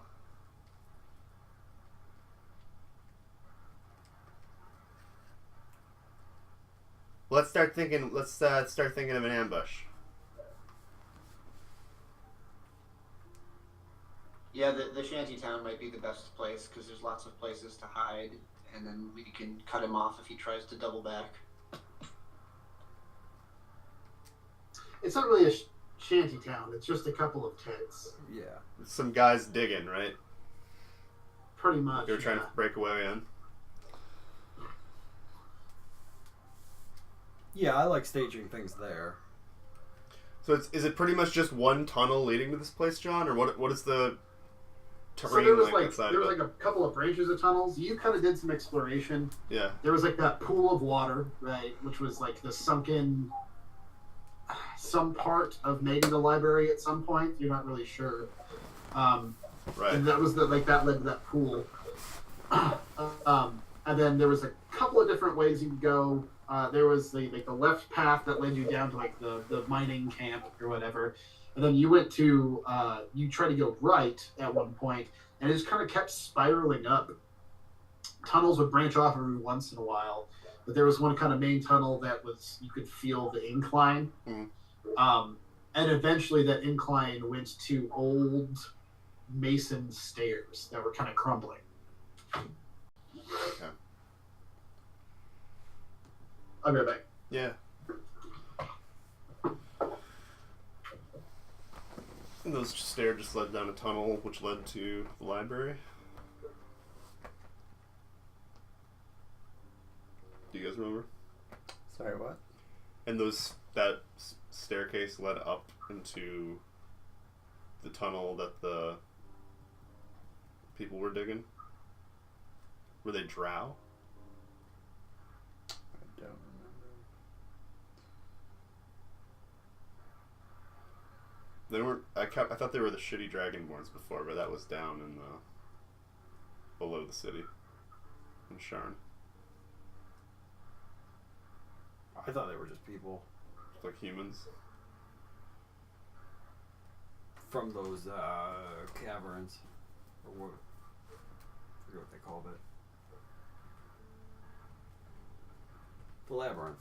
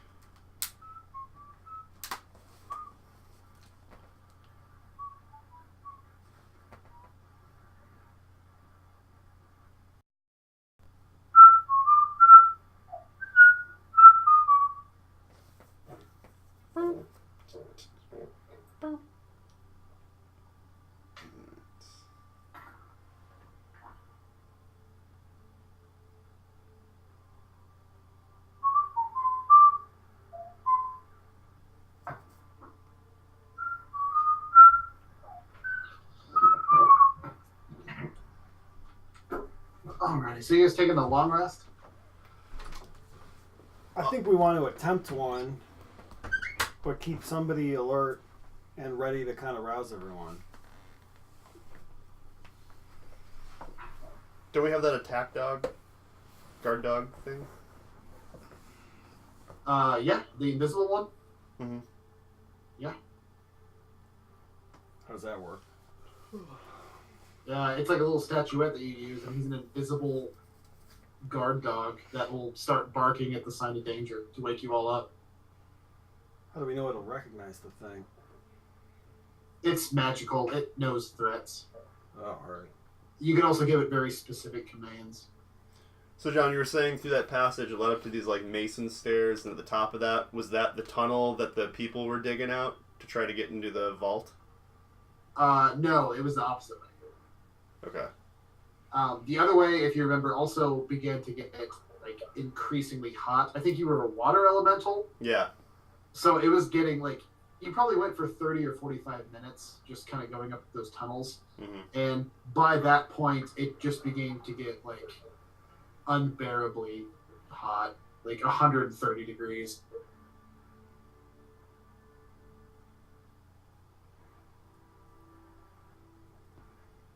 And also, what type of people did we encounter? The people who were digging. It was all kinds. There was a couple of like humans. They spoke a weird language that was a mix between Draconic and some sort of like eclectic. Not eclectic. Some sort of like esoteric like barbarian speech that you guys didn't quite understand. That's why he had to cast speak languages to be able to communicate with them. There was a couple dragonborn, a couple of orcs. It was just like kind of like a smattering. Hodgepodge. Okay.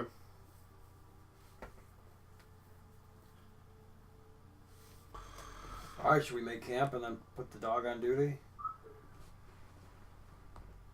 Yeah, I guess so. Are we really going for a full rest? Terrence doesn't need it. I could use some spells, but I'm not horrible. Yeah, I mean, go for it. Terrence can just stay on watch the whole time. Because the only thing I'll actually gain is get my hit dice back. Everything else is I'm all set.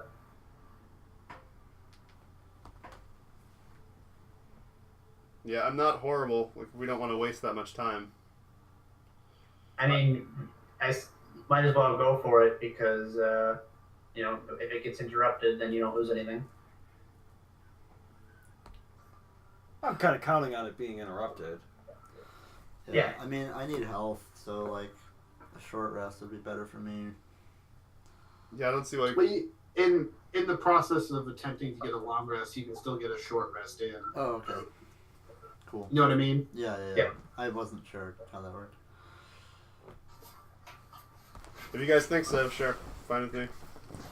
Yeah, say we do it. Okay. You guys go up the spiral staircases back up to the throne of book with all of the glowing runes of the different planes on it. Back out the large double doors that were locked magically into that tunnel that kind of like curves up. It's all very, very, very dark until you hit some firelight. And there you see the 4 or 5 tents that are set up. And you can see the slaves. They're all kind of congregating around a fire. They're all kind of like talking in hushed tones. As soon as you guys step into the light, one of the more powerfully built women, the human, her hair in a bun. She's just got like these huge shoulders, broad muscles, just like a lifetime of hard labor. You can see just like these meaty hands, hair done up. She kind of stands up as you guys step into the firelight. Everybody shushes, and she shushes everybody down. She says something in a language you don't really understand, inquisitively. I'll cast the spell again so I can communicate. Okay, you cast it. She sits there waiting. She goes, "So what? The flame has not come. What are we to do? Are you done? Are you going to leave?" No, the situation down there is a little more dangerous than we were initially prepared for. We're going to need lots more time, and understandably, we can't put you and your people at risk. She steps over a few people and gets very close to you, Terrence. She's kind of towering. She's a good 8 inches taller than you. She doesn't not in an intimidating way, but she gets very close and she makes eye contact within close speaking distance, and she says, "You will free us, right?" We plan to at least remove the threat from this flame. She kind of looks back at everybody. She says that I do not think that's enough.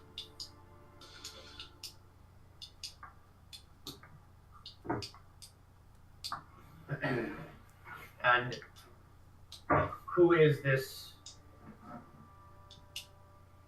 Who is above the flame? The dragon god. We cannot speak its name. If you say its name, it knows its name has been spoken.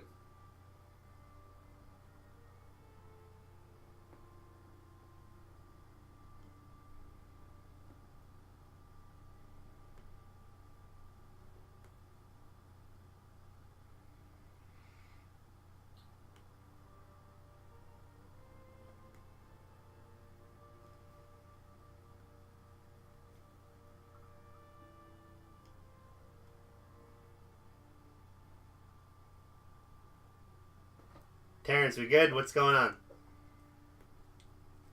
I'll make sure I say it in common.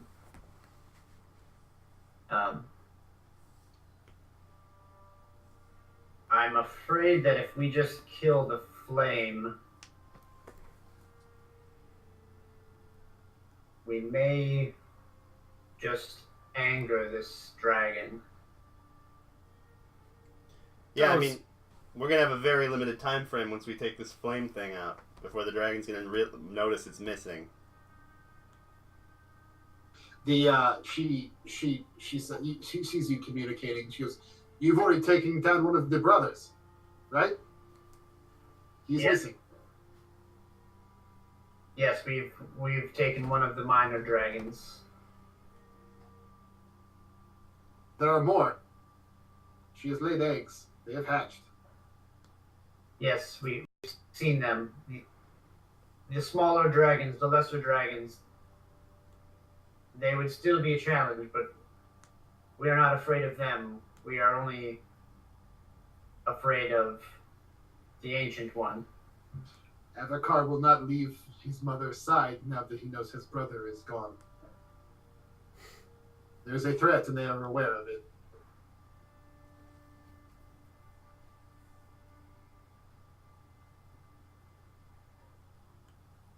Yeah. Avakar is the smart one. You got rid of the quick one.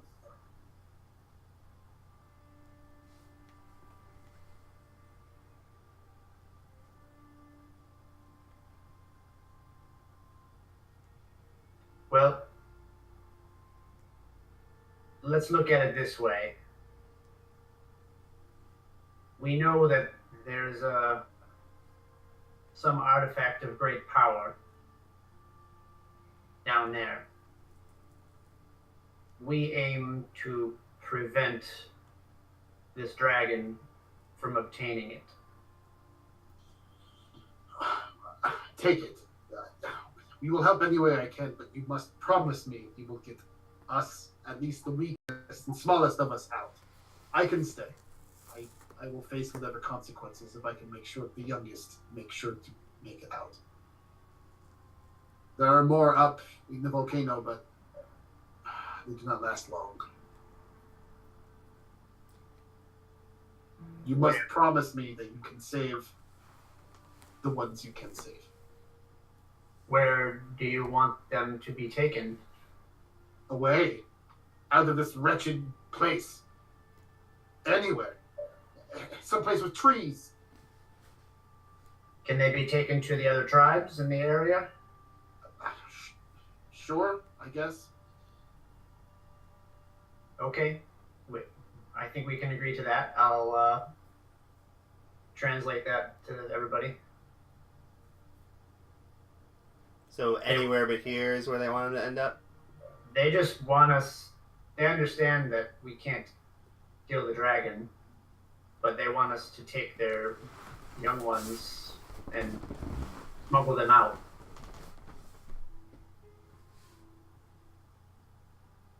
She kind of grasps your bicep kind of aggressively and pulls you in close, and she says, "Promise, when I get the flame." I turned one more time. Can we do this? Is anyone opposed? Sure, fine by me. We'll do our best. All right. I look at her dead in the eye and I tell her, "We will do this for you." She nods. She goes, "That bond has been made." She turns around and says a few things to the other people. They all kind of nod. One woman just begins weeping.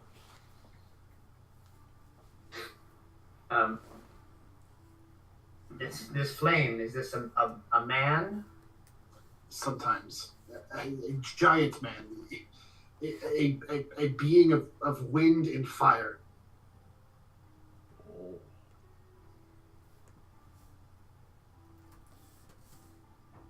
He's not from here. He speaks of other places. Does he always have a form of some sort? Sometimes he is a large tornado of sand and fire. Other times he's a powerfully built red-skinned humanoid, 9 feet tall, with a sword as big as his torso. He says he has abilities. I've Probably seen him this one. fly. He can do many things.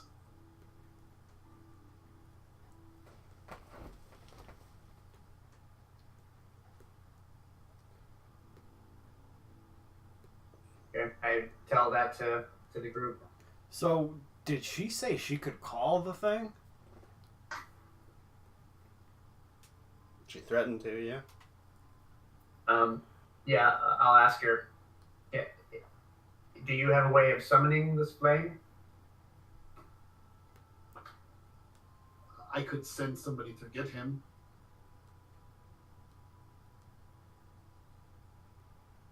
The less constitution of us probably would not make the climb. It's very hot up there. Yes. Well, you see, the reason we've returned up to your level here is we thought it would be better for us to set a trap and to decommission this flame in order to give us the time we need to finish ridding this place of artifacts that might empower the dragon even more.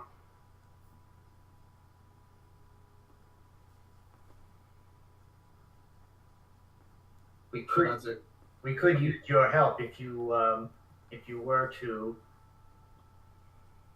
bring this flame into a trap that we set for him. If it means getting the small ones out, you have my life.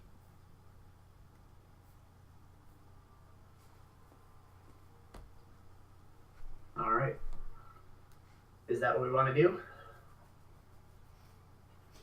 That sounds like the best way forward to me. What can we do as far as traps?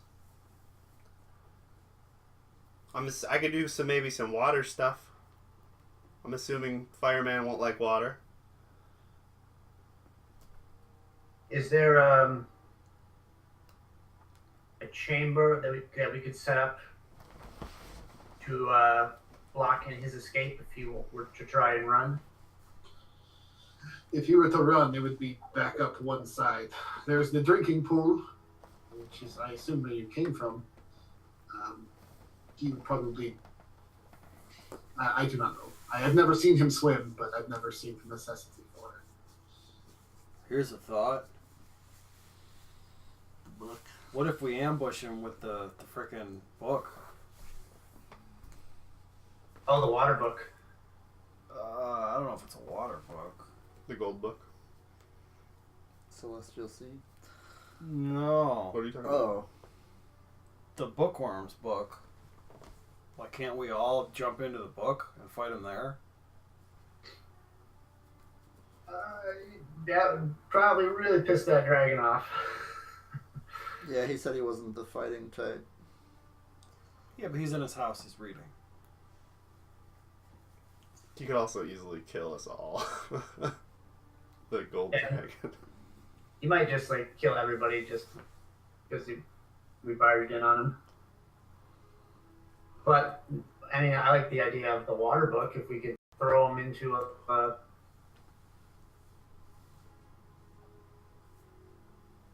lure him down a pathway where there's no exit, and then block off one end, and then open up that water book.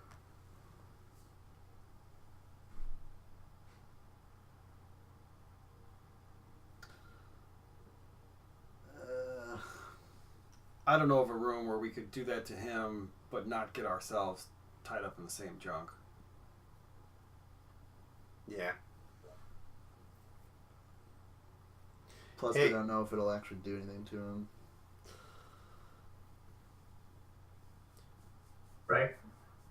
Terrence, can you put like an invisible wall up or something? Do like a magic wall? It would require my maintained concentration.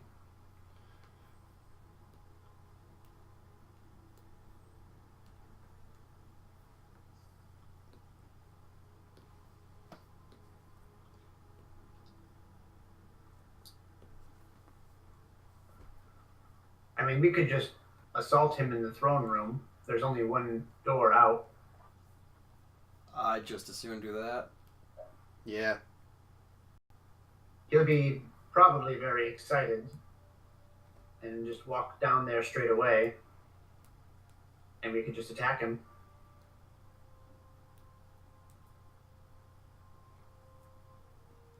Any kind of preset spells or traps any of you guys can set up? Sure. Thinking whatever we can do to kind of kick this off in our favor. So if people know they say his name, can't this flame thing just say the dragon's name and then he'll know? Is that stupid? Yeah, he might be able to communicate and warn the dragon. Very possible.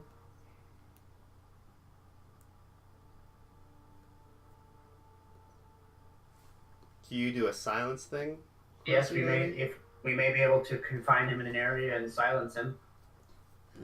It's only a It's an area effect. 30-foot diameter, so yeah, you just have to stay in that area. That room's pretty small though, isn't it? The throne room? Is the It's not throne room huge. small enough to be contained by a silence spell? The Throne of Book. Yeah. Yeah, probably. But there are two exits. I mean, there's the Oh, it's 40 feet. There's the staircases the- down, yeah. the stairs going down and the stairs leading out. Yeah, I mean, we could take a few minutes to kind of block off, like, just throw some shelves to block the stairs and stuff. I could, like, put up a whole wall of stone. I could totally close them in, unless you can find a way to break through. Yeah, we could just try and enclose them in an area and silence it and then just beat the tar out of them. Of course, we're trapped in there too, is the problem. But at least two of us will have fire resistance. Yeah. We gotta fight them one way or another. I can give myself some resistance too. Okay, so we want to do a long rest and then we'll set up our ambush. Yeah. So are we doing the throne room? I think so, yeah. Just know that any spell, though, you're trying to cast once silence is up is not really going to work anymore unless it doesn't have a verbal component.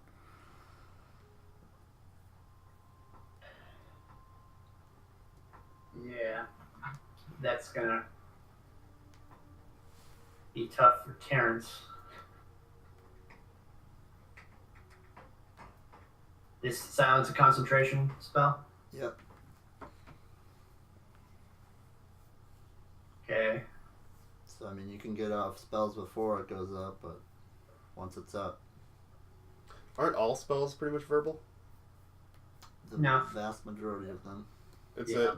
you see a V, that means verbal, right? In the components? Okay. I mean, we can try and cover most of the room and like just leave enough space for you to like back yourself up into a corner. Well, I could wall a stone and then you put the silence up.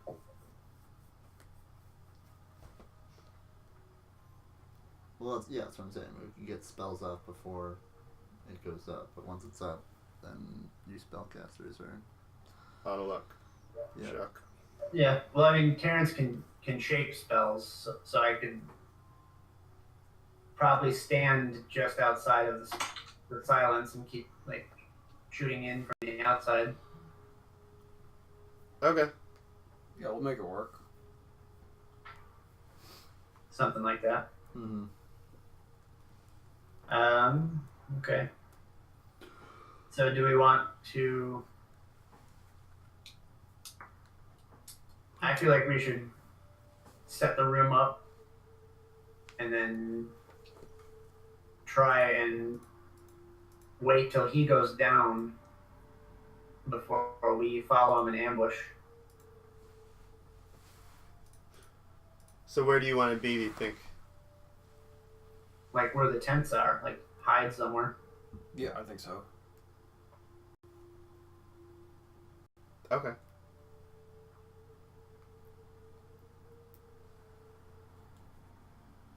Wind and flame. How can you even set a trap for that? Yeah, I mean, I'm hoping he isn't able to just like vanish, but we'll see.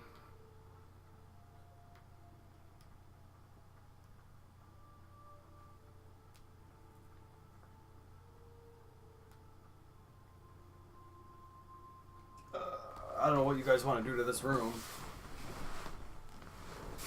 Wait, so what did we say? We want to follow him in once he goes in? Yeah, because if we're in the room and he never comes down the stairs, then we lose a chance. Like he's gonna come in, see that they've gotten the door open, and hopefully go and inspect the open room. Right. So yeah, I'd like to I blindside him once he goes in. Yeah, I like the idea of being set up already though.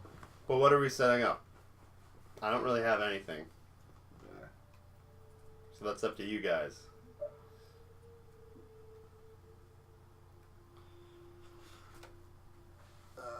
Can't you do glyph of warding or something? Yeah. Yeah, I mean, we could all like set spells, set traps.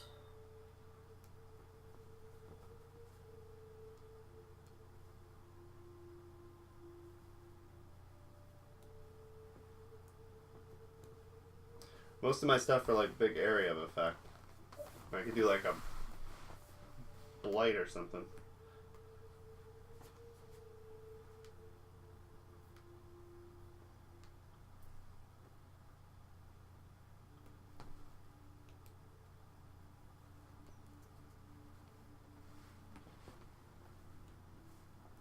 Yeah, I mean, I could just do a glyph or two.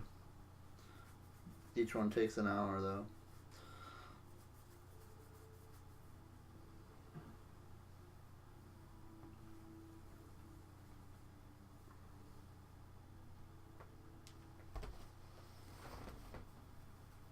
What would the glyph be? Just some spell?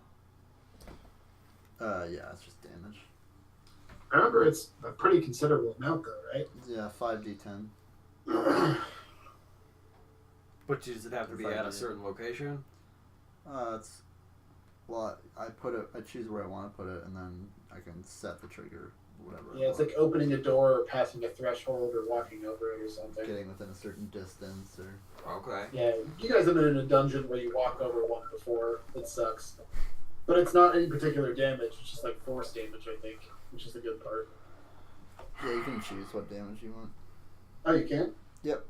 Here's the thing, though. What if he shows up and like brings in some of the diggers into the room with him? Yeah. You can just have the thing not blow. I can like set the trigger to be. He approaches alone or something. Yeah, if he approaches alone, Sure. like if he's the only creature in the area. Yeah. Okay. Set what you're gonna set, and I think we should go to sleep. Aye, aye.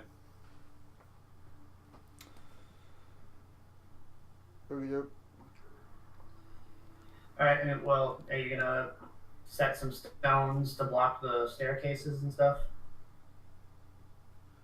I don't know. What if the fight naturally goes that way?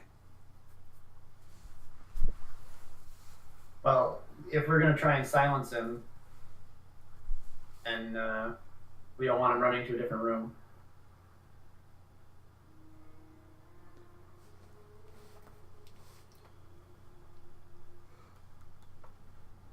Conceal it, maybe.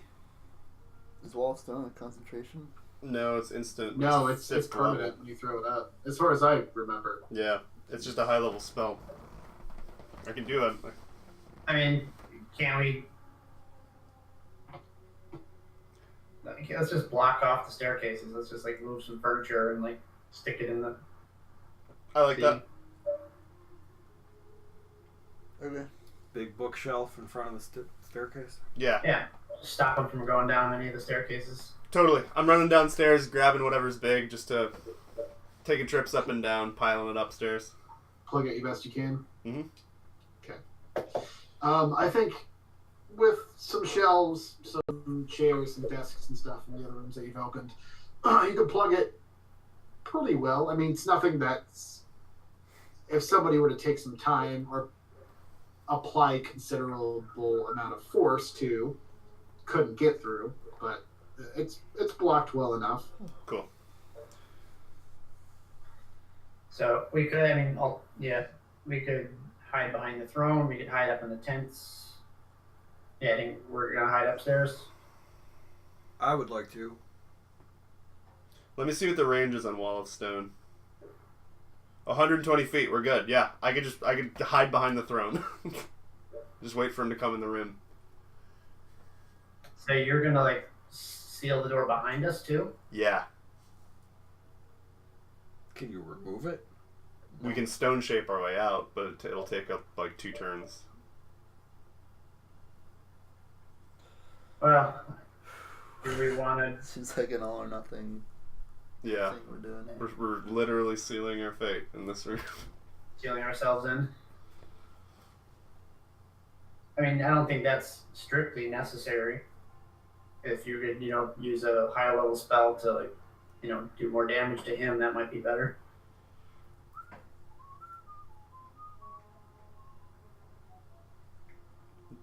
I don't have, most of my things are huge area effects, and I could do like blight or a sunbeam. That's about it. So you don't want me to seal the exit now?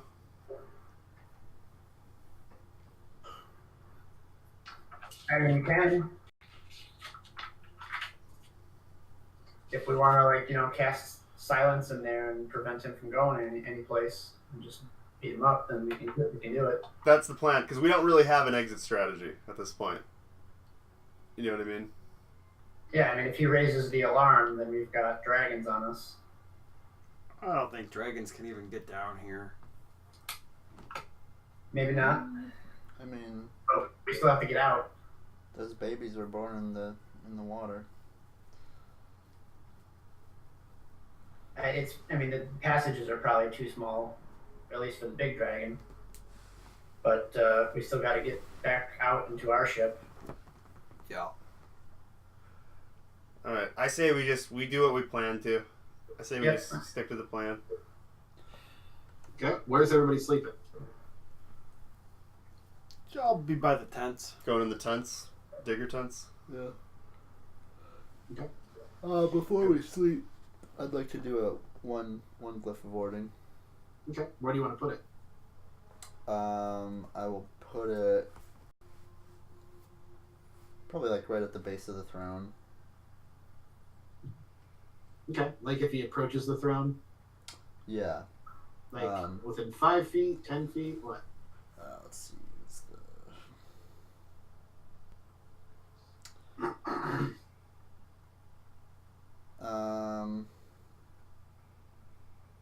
Oh, okay. Oh, jeez. It's a 20-foot radius. I didn't realize it was that big.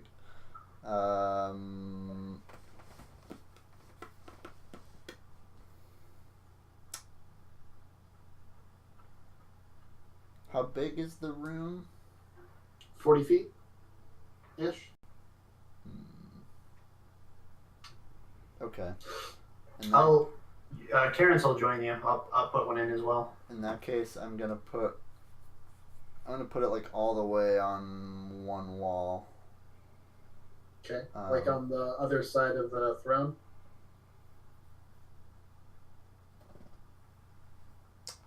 North, south, east, or west? Yeah, the opposite the door. Okay, Um, so with a 20-foot radius of that. yeah. And so, yeah, I want to set the condition to be once he enters the radius, and he's the only one in the radius. Okay. What about Terrence's?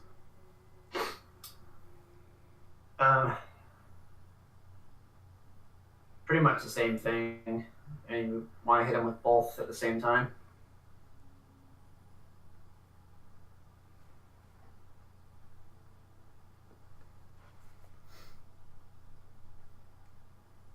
So you're putting both of them in the same place?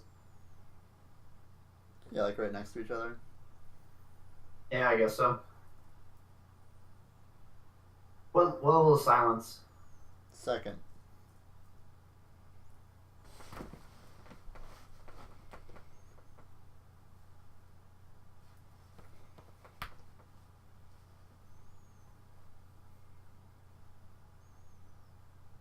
Why is it not on my list? It's not a wizard spell. Oh. Who's got it? Who's got silence? Only me. Alright, so it's on you. Looking at the room, like, would you be able to, like, leave one square unsilenced that I could just sit in? Yeah, just do like set it off into one corner so that the opposite corner will be out of it.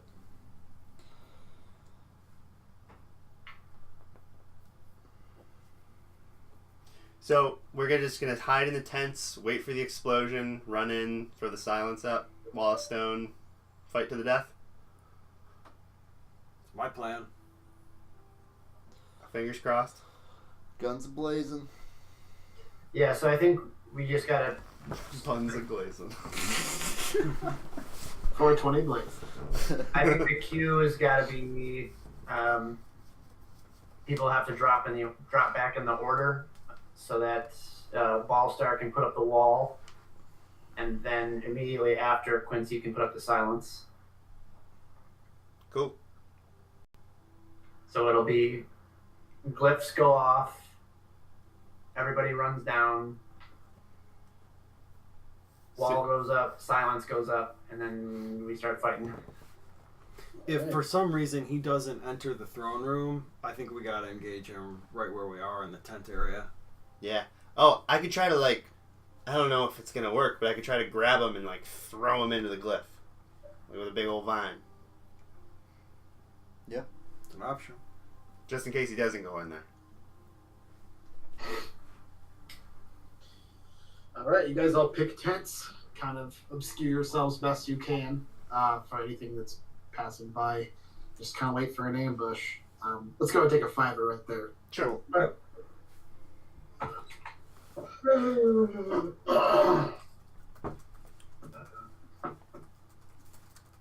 Let's see.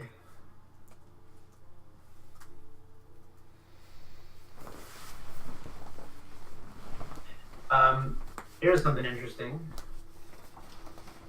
Both Barbalina and Terrence can do Investiture of Flame. Oh, I have that too. You're immune to fire damage if you do that. Wow. Investiture of Flame. Yep. He's it also is. got a big ass sword though. It's concentration. Yeah. Do you need your concentration for something else? Nope. I could throw the stone shape up, use Investiture of Flame, and then Beast shape, and then just wear him down. So you're immune to fire. Is that I'm assuming that the flame is also immune to fire. is that a self spell? Yes. Okay. Any creature that moves within 5 feet of you takes 1d10 fire damage. So you basically become a big fire beast, which might be this guy's ability. This guy might be just using Investiture of Flame.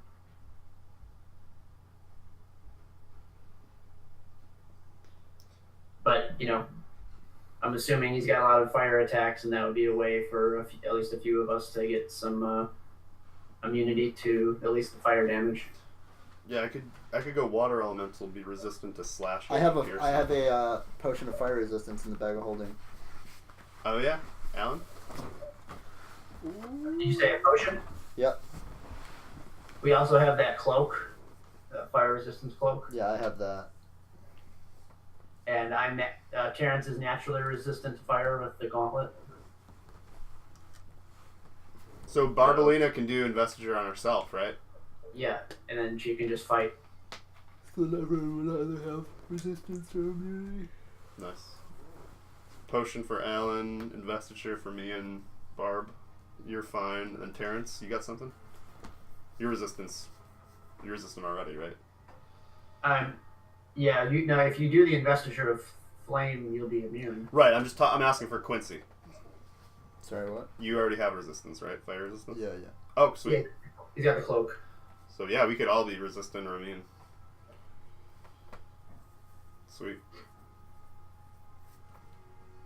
Yeah. So it'll just be. Hopefully, we can get like a surprise round, and everyone can throw up their resistance before the silence. Hmm. So like, yeah, if Quincy goes last in the surprise round, then everybody can get their stuff off before the silence goes up, and then we'll be good to go. But then it's just a brawl, so that's all. I mean, hopefully he's doesn't have any resistance to like physical damage, because once we have the silence up, it's pretty much just a fist fight. Right.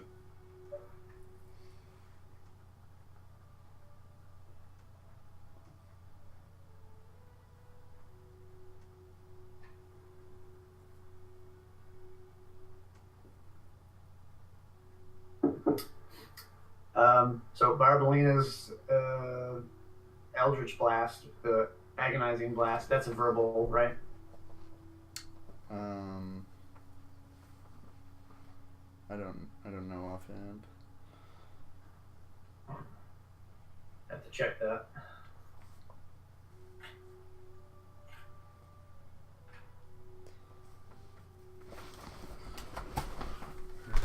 Turgid front.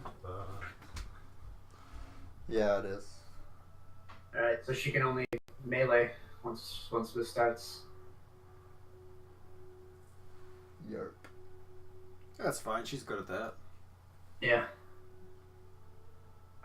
Terrence could bring up a water elemental. Actually, so could Barbalina. Might be useful. If you lose concentration, they go feral. If they go feral, and there's a giant flame in the room, I would imagine they might start attacking the flame.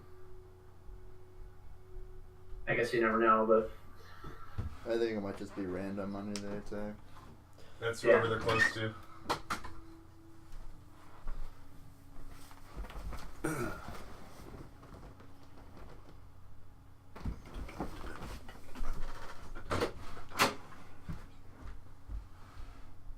I've also got this really crazy potion. I don't think we want to use it here, though. Might want to use it in a more serious boss fight. You take it and you deal an extra 2d6 psychic damage on all attacks and spells. And on a crit, it deals an additional 6d10. You can also hear surface level telepathic thoughts when you take it. And that's it. wait, what? What does it do? Well, when you drink it, you can hear surface level telepathic thoughts, and you deal an extra 2d6 psychic damage on all attacks and spells, and on a crit, it deals an additional 6d10. Jeez. Yeah, so that's a boss fight potion for sure. So that would probably be best to go to someone that's got like 3 attacks. Yeah, Alan for sure. That's the.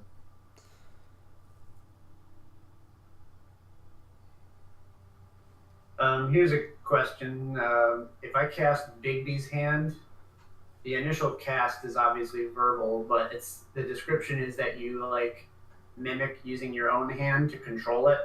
So Yeah. that would be more somatic after the initial cast. Once the spell is cast, like you can keep your concentration on it. Like that doesn't require, or that doesn't get snuffed out by silence or whatever. Right.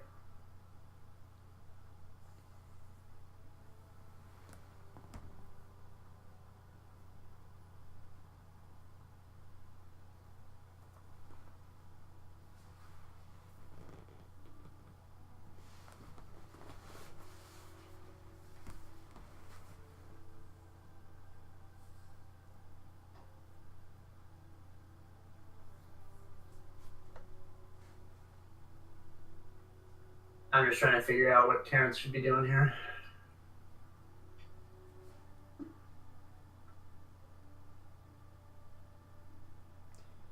I mean, we really just need a bunch of damage. Yeah, probably.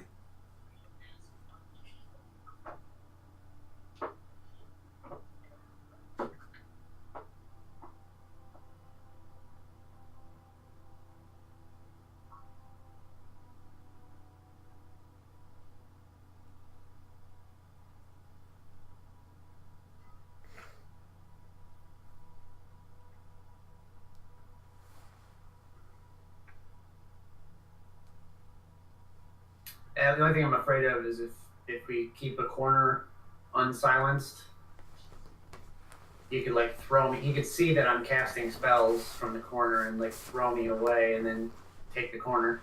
I don't know if it's the biggest deal, even if he gets off saying the dragon's name. Then the dragon knows his name has been said. Uh-oh. Yeah, I guess so. Just take the risk. Silence isn't like visible at all, you know. Like, Yeah, but if he's really smart, he might just notice yeah, that like he can't hear anything at all, but he can see me mouthing words and spells are going off. yeah. But it's there's enough action that he probably wouldn't notice it. I just can't move once I do that.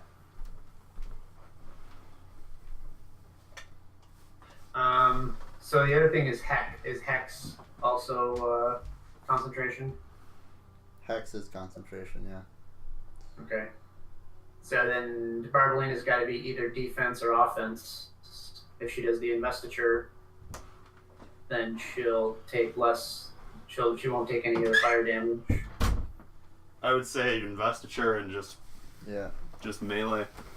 Yeah, or Hex. If she hexed him right away, then she could do more damage with her attacks. But she might take a lot more damage. I'd say investiture, man. Hex, you're maybe getting a couple extra. Oh, I guess it's every hit, right? You get that Yeah, extra? every hit would be an extra d6. Yeah. I would say investiture.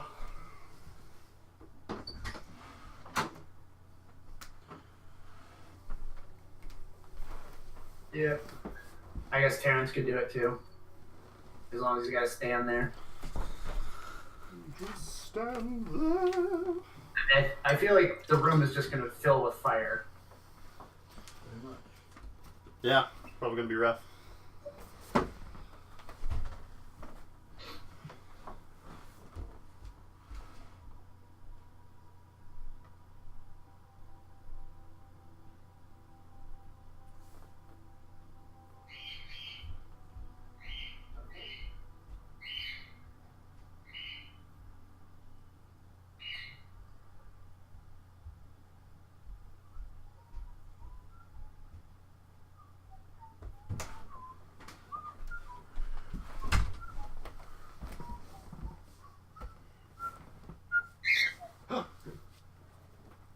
Sweet Charlie. It doesn't even look real. So sweet. Another thought is you could like haste Alan or something. If you Oh yeah. How many people get hasted? just one. Could you do it at a higher level? No, I don't think so. It only hits one person. I no don't matter think what. you can cast haste at a high level.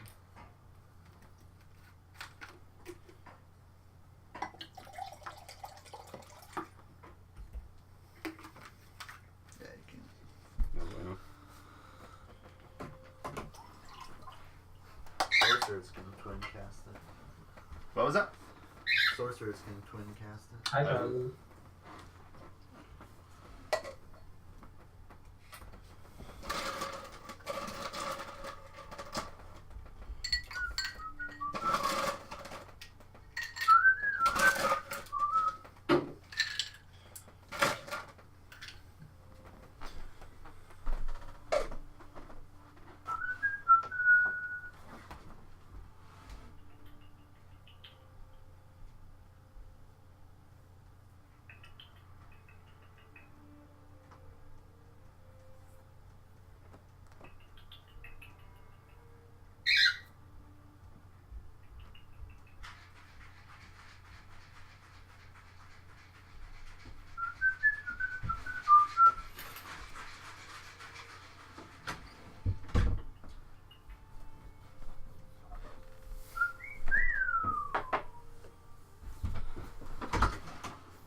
I never move.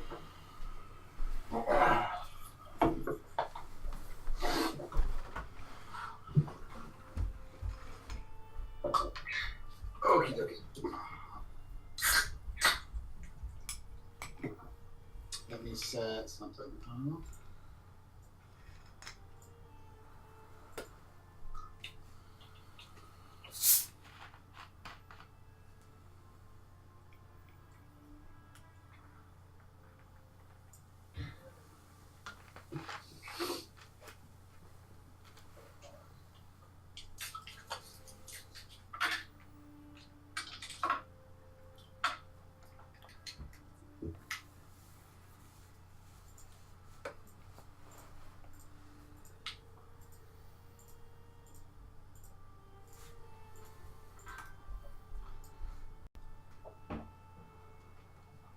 Oh, there's also that. Did you learn those flash spells, Chris? Oh, he's not there.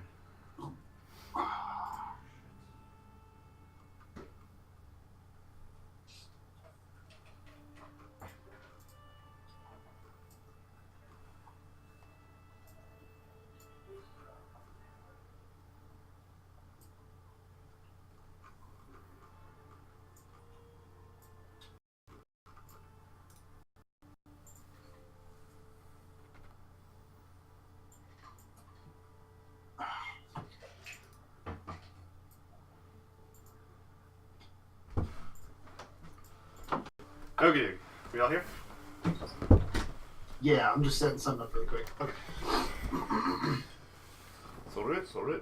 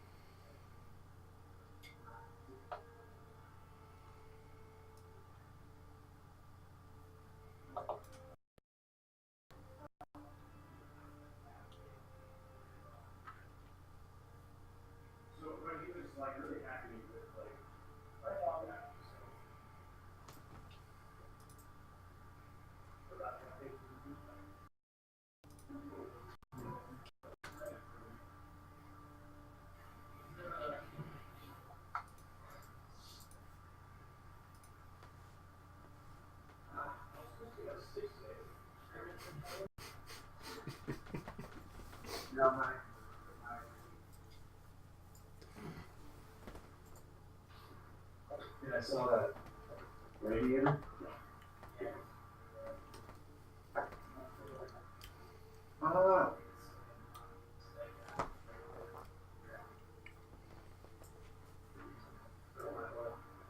That'll do that, especially when it gets hot.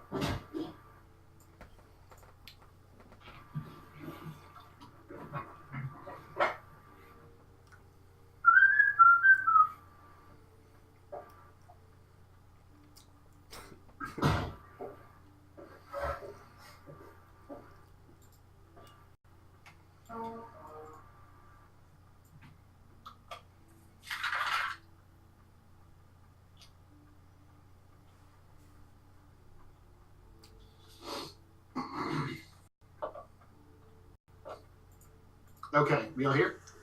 Yeah. So you guys get a full rest in. Terrence does not sleep, right? You forego the long rest to keep an eye out. Yeah, and what I'm gonna do is I'm gonna stay in the tents with everybody, and I'm gonna set up. Damn it, what's his name? Relay?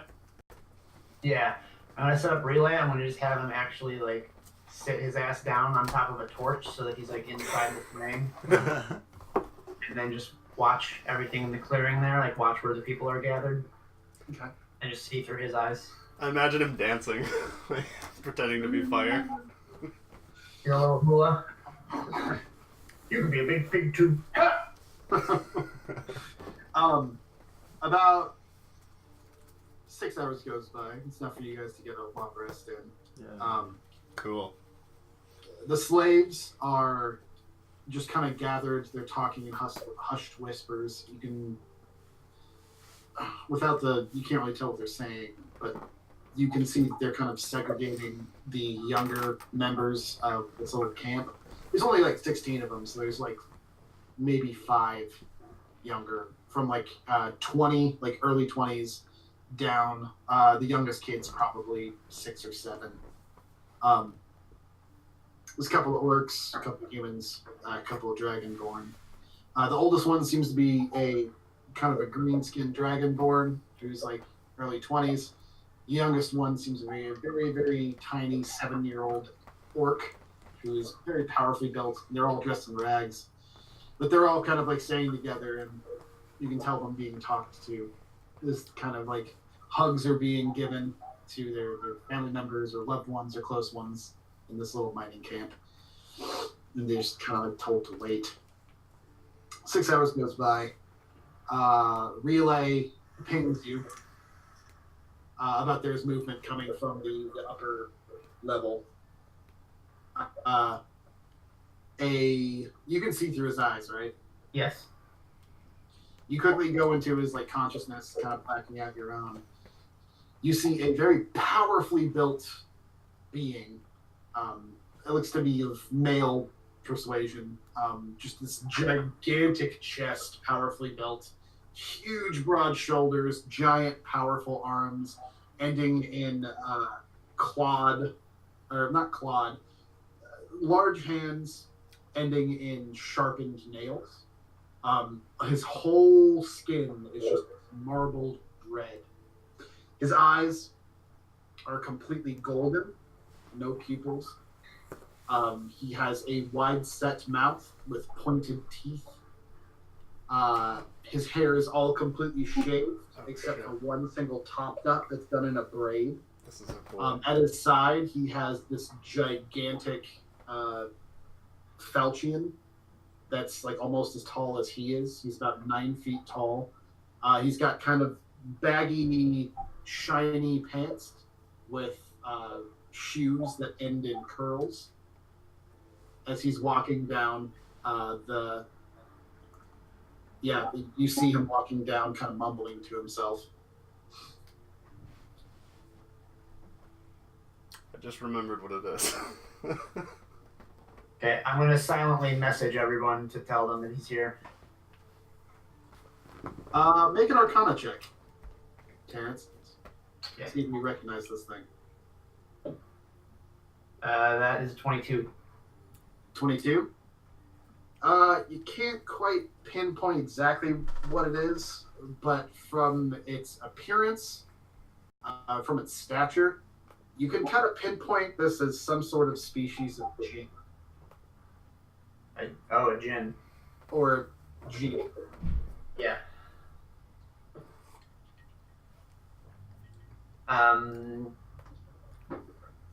Okay. Can I roll history to remember what do I recall about these things? With the 22, I think you remember that they are like native beings to the plane of fire, specifically the city of Brass. They are kind of powerful extraplanar things. There are legends of them giving wishes to people that slave them. They can turn the lower halves of themselves into swirling fire tornadoes. It allows them to fly and hover at very high speeds. He comes down the hallway. Eventually, he reaches the mining camp. As soon as he comes into view, a lot of the slaves kind of stand up. He says some things in that weird, strange language. They talk back a bit. He kind of looks down, strokes his thin beard,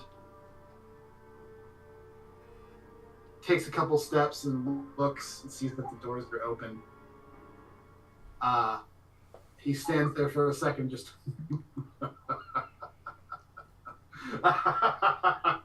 laughs for a second. He grabs the nearest slave and pulls him close, and slaps him on the back really hard, almost slapping him to the ground. You see him then pull out, reach into his belt. He pulls out a small little rock, and he says some things in another language you don't understand. But you do hear one word that you've heard before, and it's Avakar. Or Avakar. And he just kind of like folds his arms and waits. Kind of like looking at the slaves. None of them are making eye contact. They're all beginning to pack up whatever things they are. Very careful not to pack up the tents that you guys are residing in. I'm gonna silently message Emmerich. Ask him, do you recognize that word?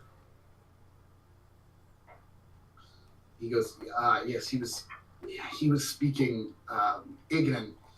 Avakar was the name that the woman called the smoked dragon.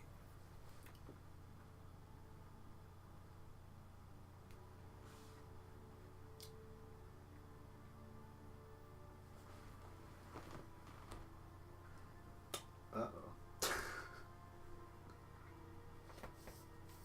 Couple minutes goes by. All of a sudden, out from the ceiling of this cavern, something just materializes out of the ceiling. A humanoid form, just smoke out of the ceiling, coalesces beside the djinn into something vaguely humanoid. You can see it's just kind of like a slender build man wearing simple like black silks. It looks like he has some sort of like mask that's obscuring his nose, like ninja style.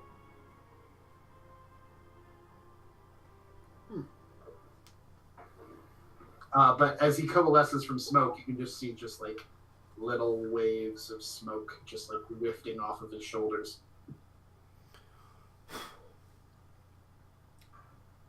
They converse for a little bit in another language. The Ifrit bows and shows him the way. The Avakar leads the way and goes down into the throne room, Oh god. with the Ifrit following closely behind him. As soon as they start going down the stairs, yeah, I would say, can I say that I was like silently messaging people to update them Yeah. on the situation? That's fine. And so they all have an opportunity to, say, all right, yeah, we're going for it. Yeah. Both at once? Everybody's on board. Oh Yeah. god. Can you pop your glyphs? They'll go as soon as they get in range there. That's why we gotta go up and go like right now. We're going. Yeah. Pull the Alright. trigger. Jesus. All right. All right, so I'll give them the signal as soon as they clear the stairs, and we can all run out and follow them down. Okay. What are you waiting for? Are you waiting for the glyphs to go off and then leave the camp? Or are you leaving the camp as soon as they get out of sight? If they're out of sight, we can kind of creep closer. Yeah. I would think. Okay. I need everybody to roll stealth checks. Yeah, I'll hit a pass without a trace. 27 for Ballstar.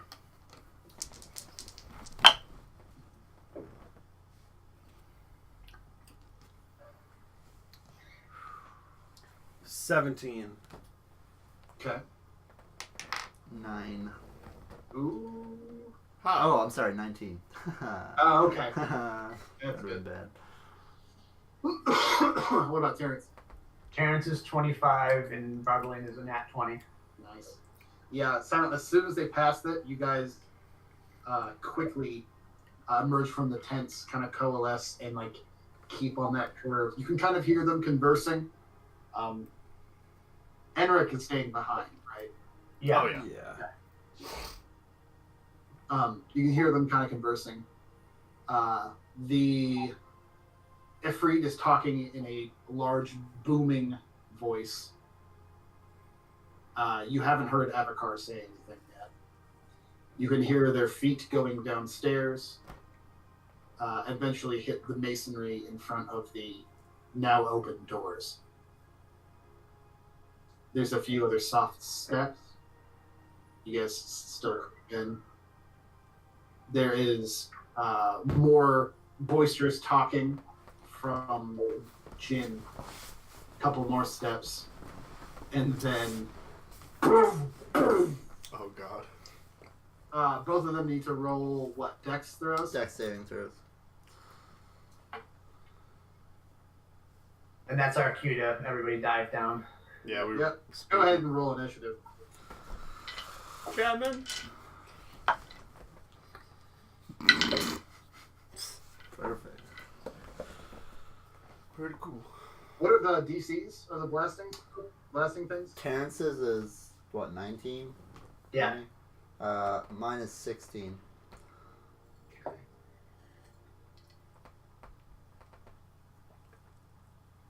It's a 15 and a 13. Yeah. Nice. Fail. Awesome. Very nice. Roll the damage. Rolling bones. Yep. Shit, are we still doing the fire thing? That'll probably help. I guess. Oh yeah, I think we definitely should. Alright. I gave you that fire potion, by the way. Okay. What's the roll? It's 5d8. Yeah, 5d10, I thought. It's d8. A d8. Yeah.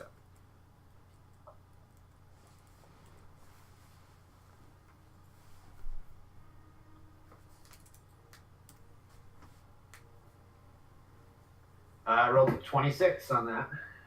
Nice. Mine was 17.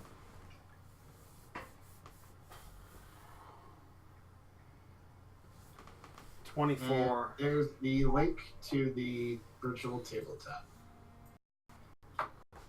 Okay. What did Terrence get? The damage roll? Yeah, what was the damage? Damage roll was 26. Nice. 26. And what was Quincy's? 17.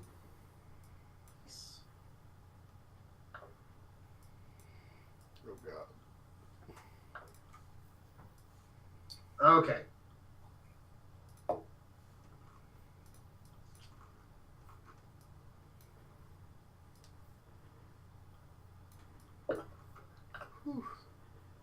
That's the Oni, baby.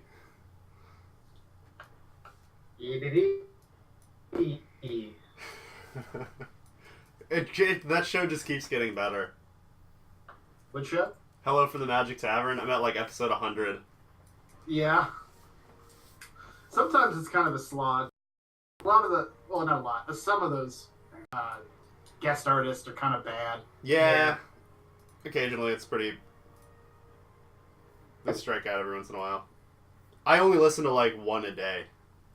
So it never really gets old to me. Yeah, that's good. What's Anish's? I got 24. Ballstar got 15. Terrence? Terrence was a 19. Barb? 23. Nice. Big fat 2. Ah, fuck. Now we're gonna roll high, now that it counts.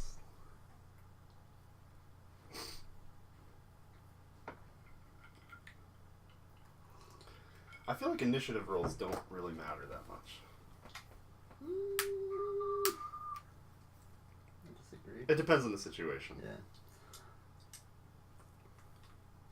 Here, it would have been nice if I was Up close and personal. one of the first. You were doing it, Oh, dude? cause silent. Yeah. Yeah, have her get some spells off.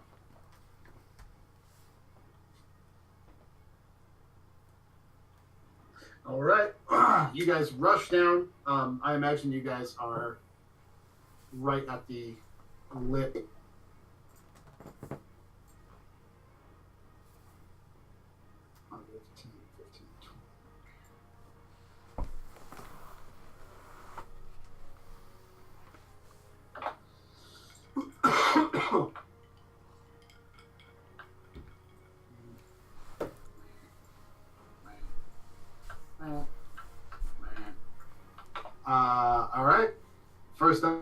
Oops, Alan Greenspan. You see both Avakar and the Flame. Avakar has his hands up in a defensive position. You see some of his tunic has been blasted off. The Flame is prone on the ground. You rush in. You see that the chances now. What are you gonna do? Full on the ground to get advantage. Yeah, I'll charge at the Flame and strike his prone body. All right.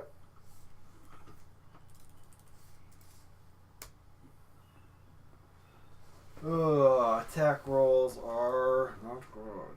Oh wait, but I have advantage on all of them? Yep. Because he's prone, yeah. Sick.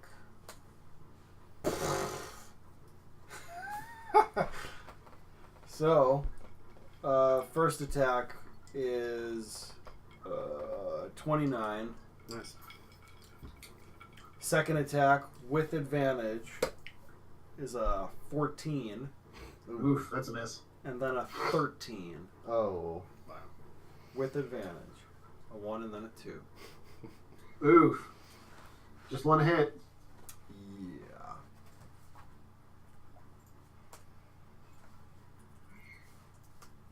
The damage is 15. 15? Yeah. And then what sort of action is it to down a potion? Standard. It's like an action. Okay.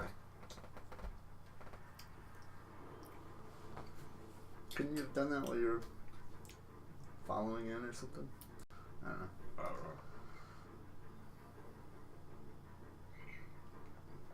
So next up is Ballstar. Really? I only got a 15. No, I'm sorry. It's Barbalina. Okay. Balls. Ballstar, shouldn't you drop behind Quincy anyway? Yeah, but it's not my turn. Yeah. Okay. Barbalina's gonna cast Investiture of Flame.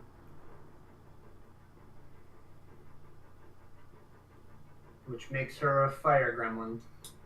Nice. Is that the thing where you do damage if she's within range of somebody or something? Yes, it does. Cool. Barbalina just ignites. And she's gonna also run down. Well, let's see. She's gonna go about there.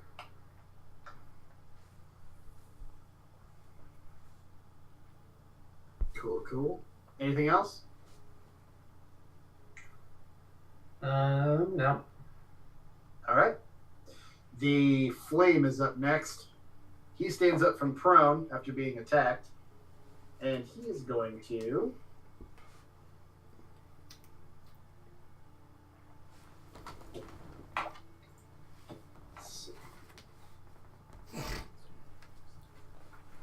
Yeah, it's got to be it. This is the only fire elemental that I have. Holy shit. He throws up a hand, and out of a rip in time and space, a fire elemental rips its way forward as a Magmar.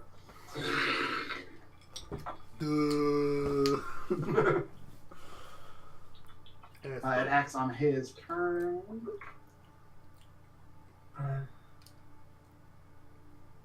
Other than that, that's his whole thing. He actually might. No, he's not going to provoke. He's going to stay where he is, summon the elemental. That's his whole turn. Big T. Terrence is going to do the same thing. Investiture of Flame. And then run into Doesn't he already have resistance? this corner right here. Okay. You can still get on all that rubble. That's all just difficult terrain, so it's double movement. Oh, okay. So yeah, Team Monkey is going to camp in the corner. All right. Which will take us to Avakar. Avakar turns around, sees what all the commotion is after being blasted, and goes from his humanoid form into dragon form. Just his whole being just explodes in smoke and begins to kind of coalesce into a pseudo-dragon-esque kind of thing. That's a bonus. So he's going to... 5, 10, 15, 20, 15. This is going to hit Alan Greenspan, Barbalina, and Ballstar. He's going to do his psychotropic breath. I need all of you to roll Constitution saving throws.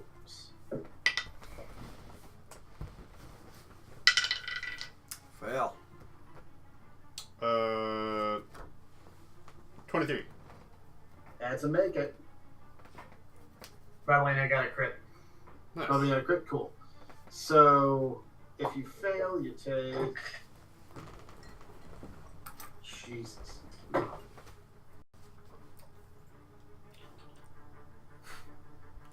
Gotta look up the online dice roller. God.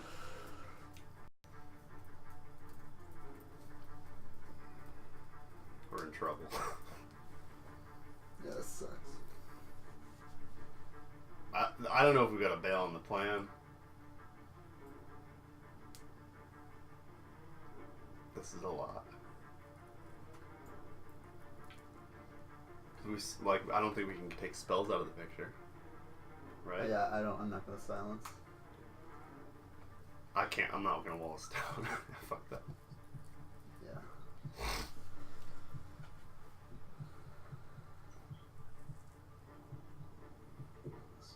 46 necrotic damage.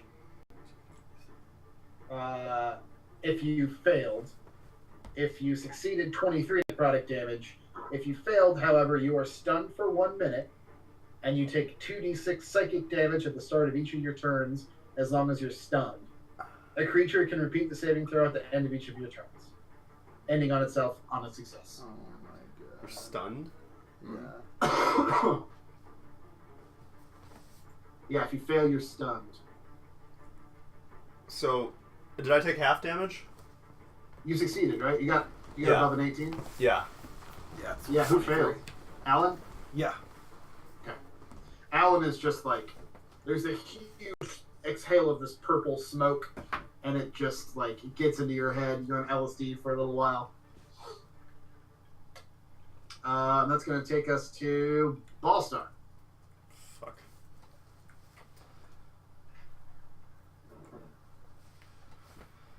All right.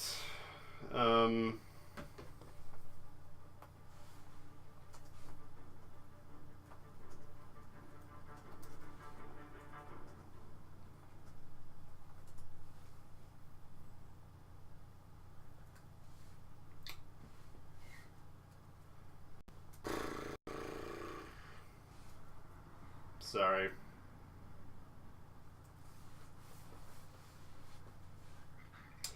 I'm gonna polymorph the fire elemental. Oh, okay. It's a wisdom save, 18. Okay.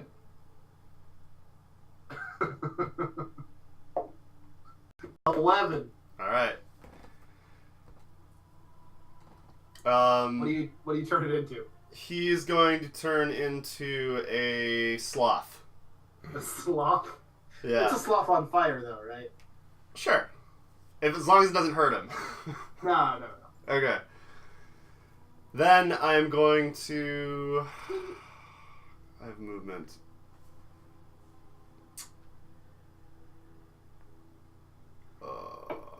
Does he get saves at the end of every round, or is he just a polymorph? He's Like- polymorphed, baby.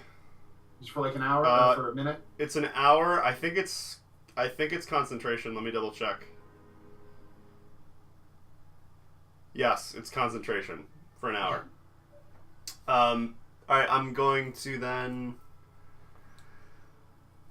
run past right up to the flame, right where he is, and then I'm going to polymorph.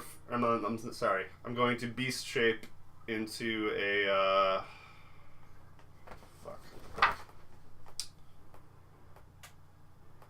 Into a giant scorpion. Scorpimons. I think I have a scorpion. I do have a scorpion. Cool. Nice. Is he large? Yes, giant scorpion. Oh, I don't know what size. I'm sorry. Believe he's huge. No way. Yeah, I think so. There's no way I'm huge. Pretty sure.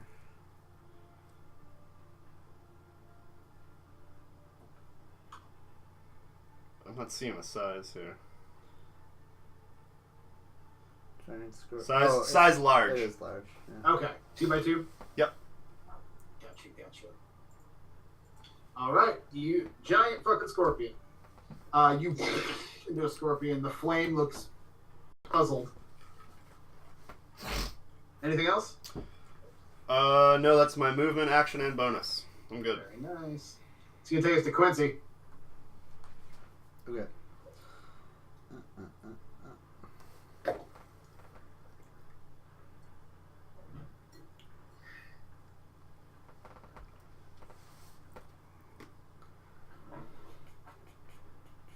Scorpimans. Scorpimon.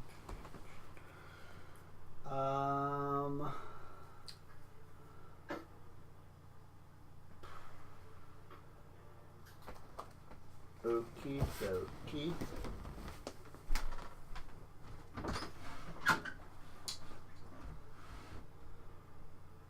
I am going to cast Bane. Okay. So what does Bane do? all three of the enemies need to make charisma saving throws. Okay. The sloth. Natural 20. Amazing. The flame.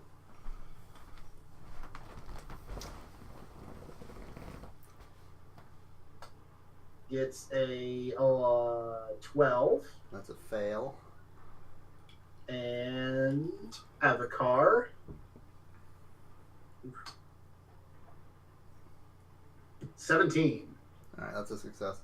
So the flame has a D4 penalty to his attacks and saving throws. Okay. Nice. What attack did you do? I did Bane. Bane. Opposite Bane. bless. And then I'm going to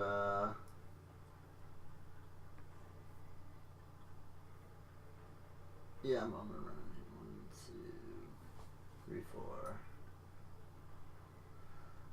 I'll stay right there, and then I will healing word to Alan, and Okay. that's my turn.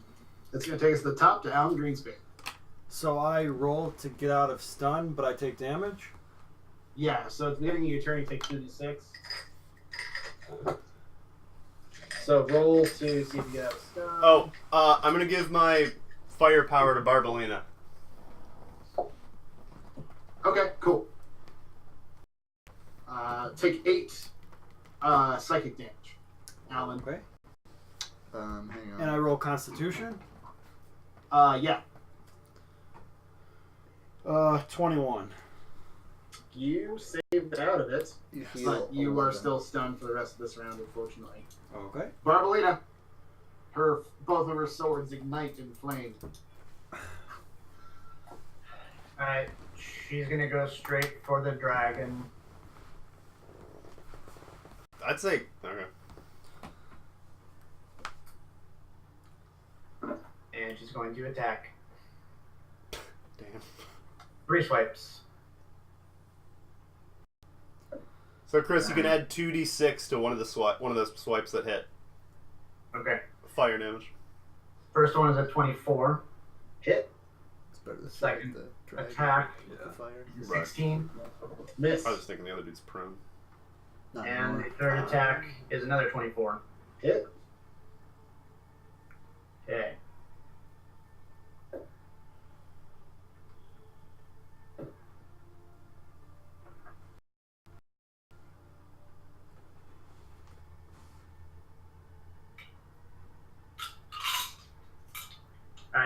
23 slashing damage Okay.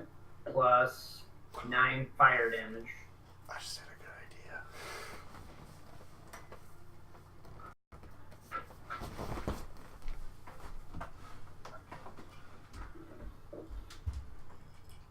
All right. At the end of Barbalina's turn, Avakar takes a legendary action to Tail Whipper.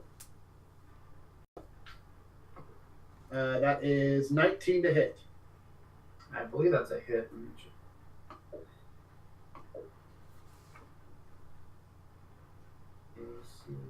Yeah, that's a hit. All right. 12 bludgeoning damage. He's a thwaxer. And then it's the Flame's turn.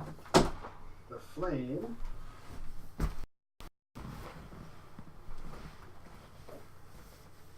Seeing that the elemental has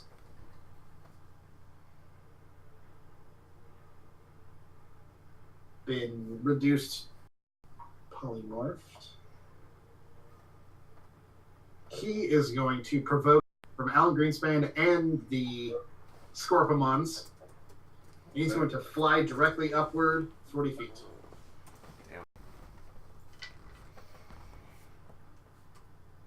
I missed.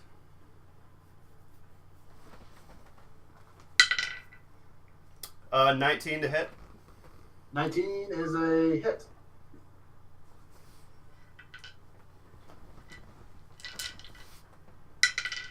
That is 11 damage. Piercing. 11? Oh, the target is grappled. Make a DC 12. Wait. That's only if you got all three, right? No, it's a regular claw attack. Target is grappled. Wow. Scorpion is only one can grapple the target, but it's not a multi-attack. It's a regular attack. So yeah, it's grappled. Hell yeah. Wow. It's got a Amazing. 12 DC escape on its turn. Wow. At the end of its turn, I guess? Or beginning of its turn, probably. I'd imagine. I'm So not- it tries... Its Damn. whole That's how to bottom, use its action. bottom half of its body turns into this writhing, steaming whirlwind. As it begins to float up, you just snatch him right out of the air and pull him into your mouth. His eyes kind of go wide. Then he just smiles. Both hands go up. You can see fire in each one. As he throws it down on the edge of your claw. And I need... Everybody. 5, 10, 15. Well... 5, 10, 15. Everybody except for Terrence to roll a dexterity saving throw. 4. 23. 18. Did anybody get below a 15? Mm-hmm. Okay.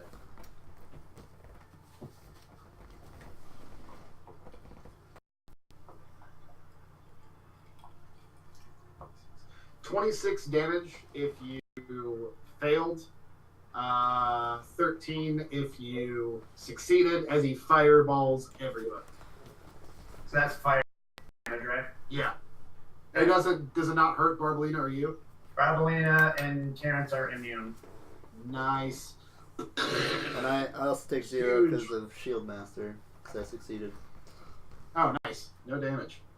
And anyone else who has fire resistance would take half damage, right? Yeah. So you take half All of right. 13.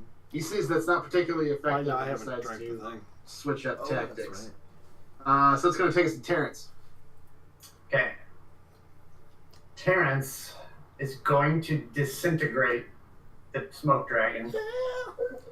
Wow. Okay. So that What does he have is to roll? that. Constitution. Can't believe that scorpion Great. thing worked. That's amazing. It says a dexterity saving throw. Okay. Dex.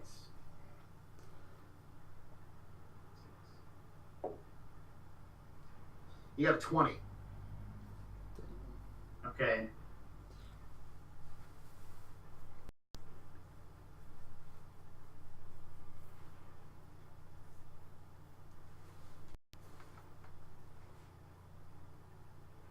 I'm looking at the description to see what happens if he success. Does it just miss? I think it's an all or nothing spell. Then it misses. All right, let me double check.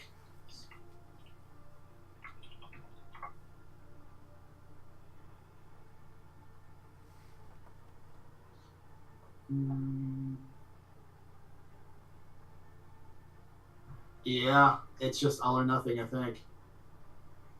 You shoot out a green ray. It looks like it's going to hit the face of the neck, but the smoke, like whatever sort of semi-corporeal neck the thing has, just like turns into smoke and then like reappears next to the green ray, hits the wall behind it, and there's just a huge like 8-foot block of stone that just turned to sand behind him. That was on the It's dragon, gonna right? take at the end of Terrence's turn. He's going to take another legendary action, and he's going to tail whip. Yeah, he's going to tail whip Barbalina again. You did that on the dragon, right? What? Yeah. All right. Damn. How much damage? Disintegrate? It's 10d6 plus That's 40. 23 on Barbalina. Did he fail? No, he succeeded, so it took 0. Gosh. 0 damage? Yeah, it's not a half damage. This is That's legendary 20 bludgeoning resistance. damage to I just rolled Barbalina as over he it. tail whips her. And that's going to take from Terrence to Avakar's turn. Avakar's going to roll a d6 to see if the Dragon Breath recharges. Rolled a 6. Dragon Breath recharges. Yeah. I mean, he's just going to Dragon Breath again. It's going to hit Barbalina, Ballstar, Alan Greenspan, and Quincy. I need everybody to roll Constitution saving throws. Okay. God. 17. Very bad. I fail. Okay, anybody get below or above an 18? No. Yeah, Barbalina. Everybody but Barbalina. Stun. Yeah. That's what's gonna kill us. Yeah. That's gonna be the TPK.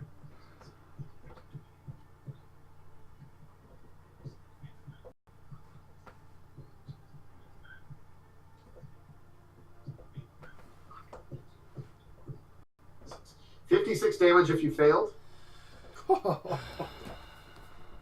If you succeeded, fuck, it's half of 56. 20, 20, 28. 3, thank you, Jesus.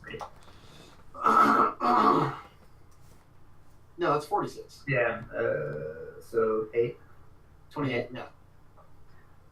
And if you failed, you are stunned for a minute, and you take 2d6 psychic damage at the beginning of each of your turns. I am down. Uh-oh. You're down? Yeah. Oof. Alan's down.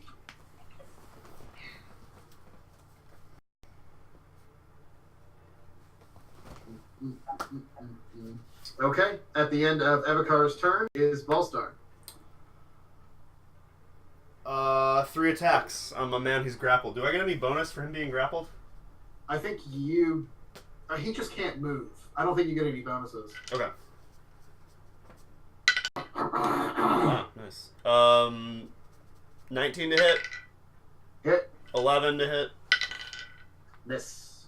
And 18 to hit. Hit. Sweet. The first 2 were claws. The last one was you got to make a DC 12 Constitution save. Okay.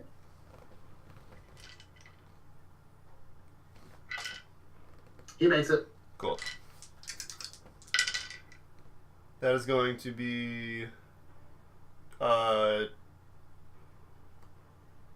wait. He gets minus D4, right? Yeah, that's right. That's Yeah. right. You want to roll that, Mike? Sure. 4. 4? Yeah. Yeah, he still makes it, unfortunately. Oh, good. That's going to be a total of 19 damage, piercing. 19? 19 piercing. And then can I drag him at all? Yeah. I'm just going to move with him to engage with Avacar. Okay. You move up to engage Avacar with the flame in your hand. He's writhing, trying to get out. At the end of Ballstar's turn, he's going to tail whip Barbalina again.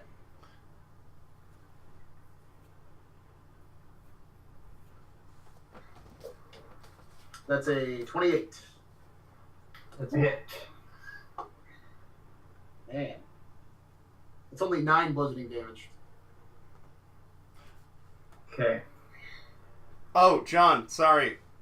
I'm an idiot. I got knocked out of beast shape, so I wanted to go back into beast shape again as a giant scorpion to do those attacks. So he's, I guess, not grappled, right? Okay, so he's not grappled. Okay. Although you hit with hit one, him, so right? You he's hit with one grappled claw. again. Oh, that's right. Yeah. So you grappled him again. Cool. He gets out, you go back into Scorpion, you grapple him again. Cool. So that's Ballstar. Quincy. Just got to roll to get out of being stunned. And you take 3 psychic damage. I'm still stunned. Oof. Alright. Up to the top, Alan Greenspan, give me a death saving throw. Okay. Just straight D20. Yep. 19. Yep. That's one success. Barbalina. Alright, Barbalina is going to banish Avatar. Ooh. Oh, man. Charisma saving throw. Yes. Alright. Yeah. That's a 26. Alright. Is she going to move or stay where she is? Stay. Okay. Then at the end of her turn, he's going to take another legendary action and tail whip her.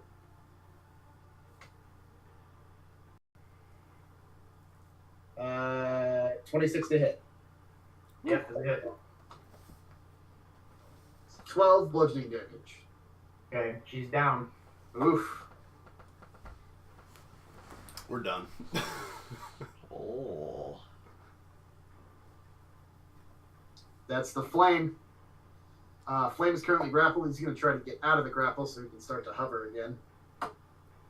So contested athletics checks. Okay.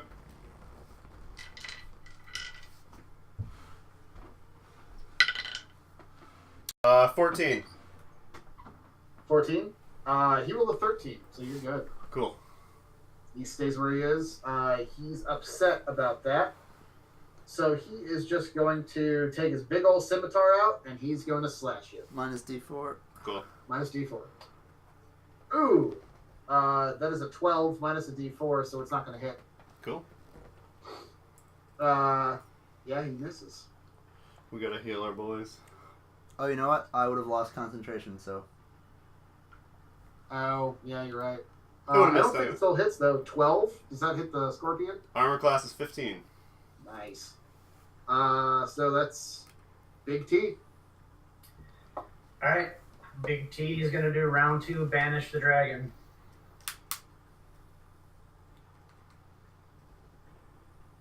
Charisma saving throw.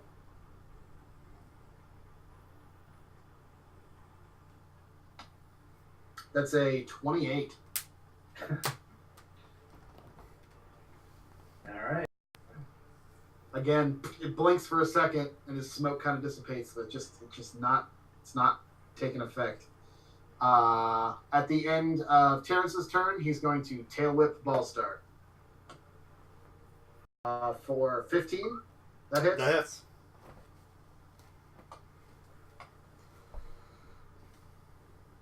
$17 bludgeoning damage. Cool. Which takes it to Avakar's turn. I'm not gonna roll it. I'll put the fate in your hands. Who wants to roll a d6 to see if that dragon breath recharges? Here you go. The gold dice. It's a 1. Nice. Doesn't recharge. So what he's gonna do is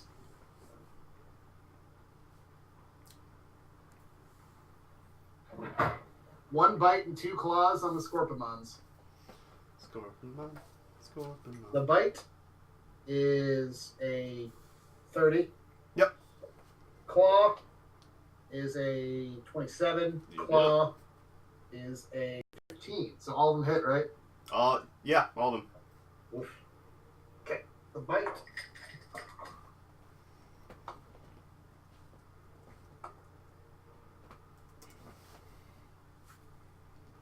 Is 11 piercing damage plus 7 necrotic, so 17 total.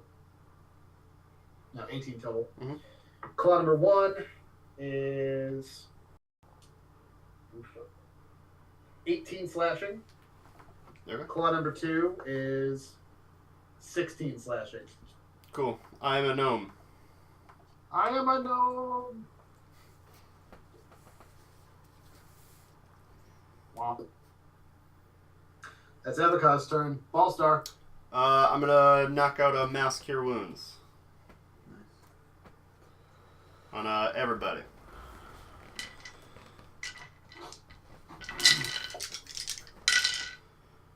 Cool. It's gonna be 23 points of healing for everybody. Nice. Very nice. How does that work if you're down? You just go up to 23. Okay. Yeah, you're healed. 23 You're points. still prone.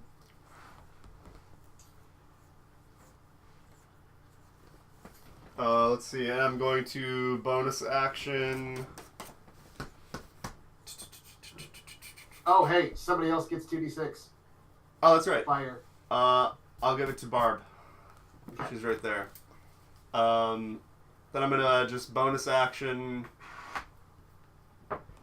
I'll give myself a healing word at 2nd level. All right. And that's my turn. Ballstar's turn. Avakar takes legendary action. 2 tail whip Barbolina. That's 16. Does that hit? No. Oh, Barbalina goodness. is wising up, but she ducks this time. Wising up. It's gonna take Sequency. Still stunned, right? Still stand. All right. You take 6 psychic damage. The DC's 18, right? Yeah. I just hit 18. Nice. Nice. You snap out of it. Still return, unfortunately. AG, you're prone. Okay. What does it cost to stand up? Half your movement. Half move. Okay. I will stand up. Man, do you think it's worth huffing that potion? Mm-mm. Not at this point. It's I'd barely, attack the barely any flame. fire damage. Right. Or you could do the dragon. Whatever. Do you think? I am going to hit the flame. Also, I'll move up a little bit. Okay. Yeah, I'll just hit him 3 times.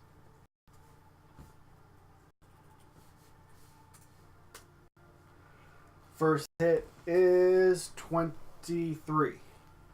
Hit. And then the next 2 are higher.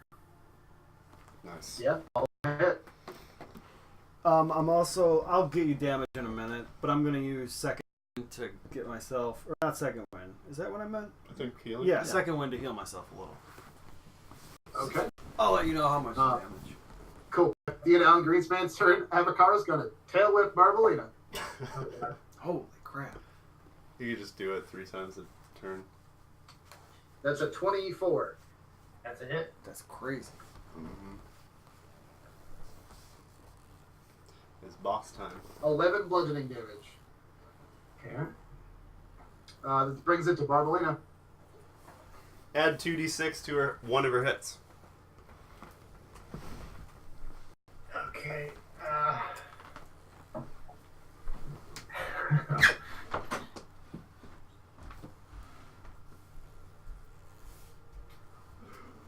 Oh, she's not doing so good.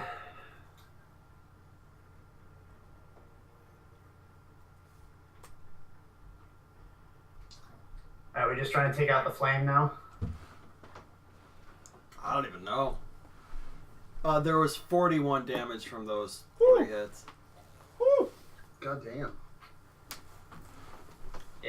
Maybe we should change the focus up here. You've done a total of 129 points of damage to the flame. Yeah. All right. So she's gonna agonizing blast the flame. All right. Okay. So attacks are 25. Hit. A natural 1 Miss. and a 23. 23 hits. And all right. Yep. So the attacks are.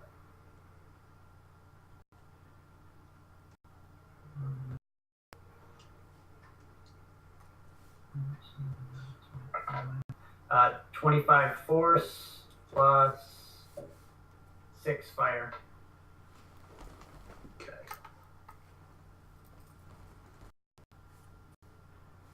The fire doesn't seem to do anything.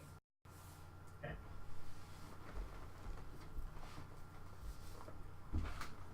Alrighty. That brings us to the flame. He is going to use an action to disengage and fly up 40 feet.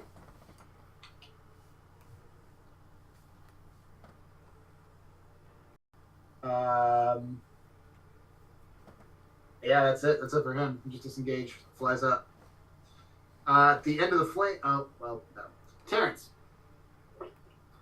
Alright, Terrence is going to go a synaptic stack, which is an intelligence save. Okay. On who? Everybody, enemies. The intelligence. For Evakar. 12. He fails. Nice. However, he's going to use one of his legendary resistances to automatically succeed. Okay, and The other guy. flame. Natural 1. Hooray. Okay, so the damage roll is 27 psychic damage, and so Avatar will take half of that. 13. And the effect for the flame is he has muddled thoughts for 1 minute. So we roll a d6 and we subtract that from all attack rolls Whoa. and ability checks. Jesus. Alright. So that's the end of Terrence. At the end of Terrence's turn, Avatar is going to use a legendary resistance to tail whip Barbarina. That's 27. Yeah. 18 bludgeoning damage. All right, down again. Oof. Probably didn't see it coming this time. Dang, man. Avakar's turn. Who wants to roll a d6? You I got it. do it. I got it. Okay. It's a 3. Nice. What has to happen? 5 or 6, and he gets dragon breath back. So, with Barbalina down, he's going to move up.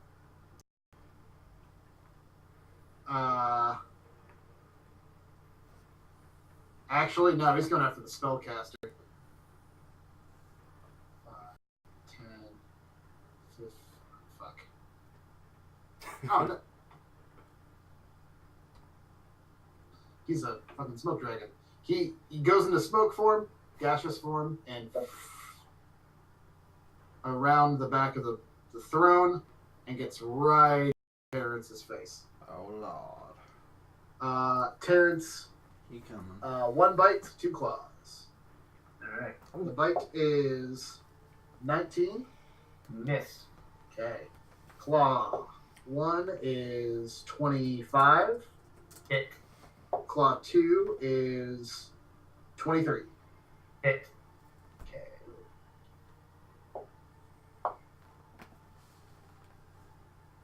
15 slashing damage on the first one. 15 slashing damage on the second.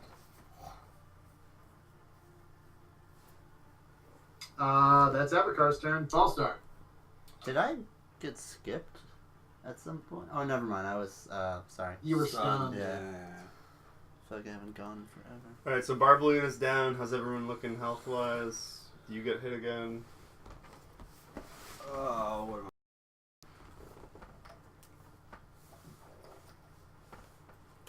I'm at 41. Okay,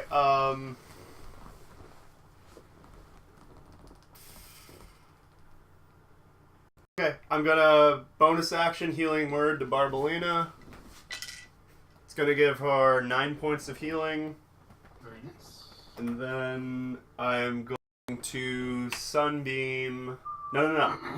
I can't do that. That wouldn't make sense. What? Why would it make sense?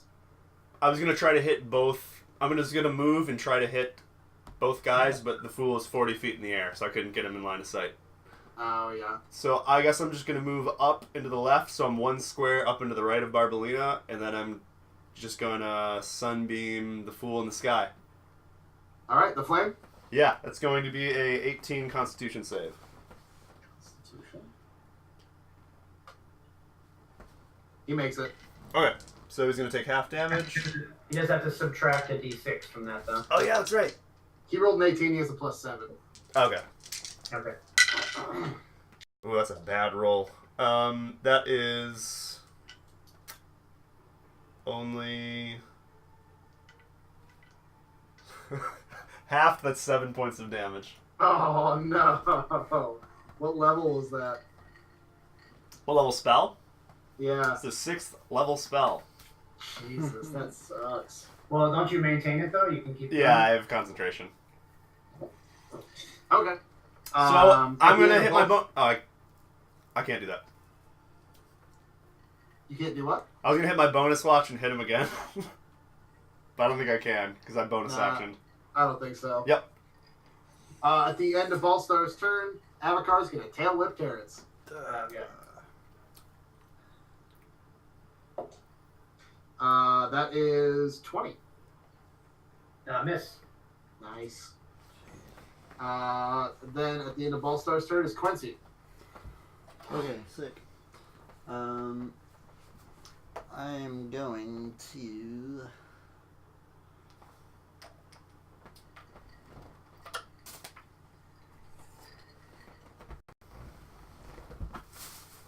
I'm going to.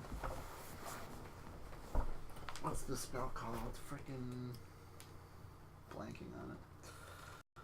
Guiding Bolt at 4th level on the flame. Okay.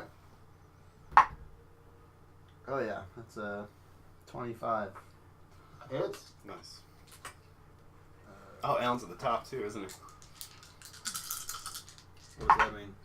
Advantage. Oh. Arrow. Oh, that sucks.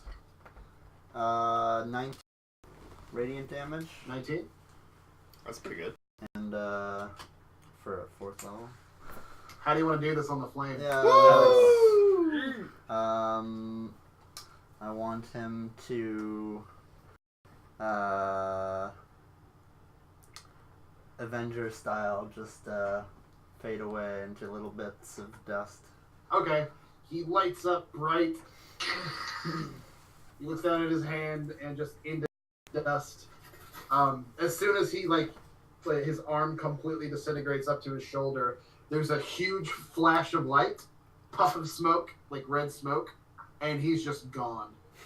A little bits of his pants and his shoes fall onto the throne, and there's a large clang as that scimitar hits in front of it. Nice. Bonus action, I'm going to Healing Word. Chris, you've only been hit like twice, right? Yeah, but It's gonna be quick. right. Yeah, I'll bonus action Healing Word, Terrence. Okay. At the end of Quincy's turn, Avacar is going to tail whip Terrence. God. That's a 14. Terrence is just like Bruce Leeing over here. Wow. Flip wizard. Flip wizard. The top's Alan Greenspan. Chrissy Hill 9. Don't shoot the sloth. I am gonna move in and strike Avacar. Okay.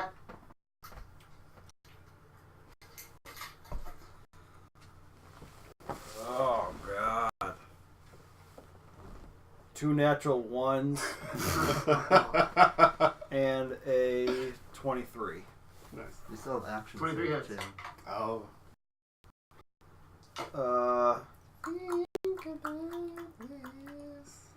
I'm gonna action surge and swing again.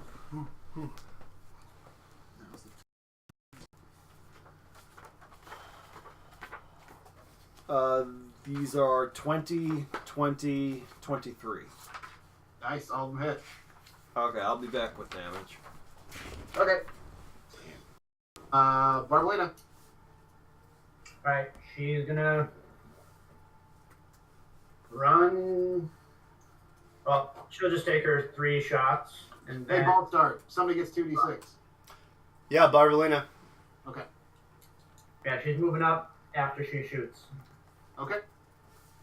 So, first roll is 22, Nice. 22's a hit. 21, 21's a hit. and a natural 1. You. Okay. We're gonna get some Damage. good attack rolls here.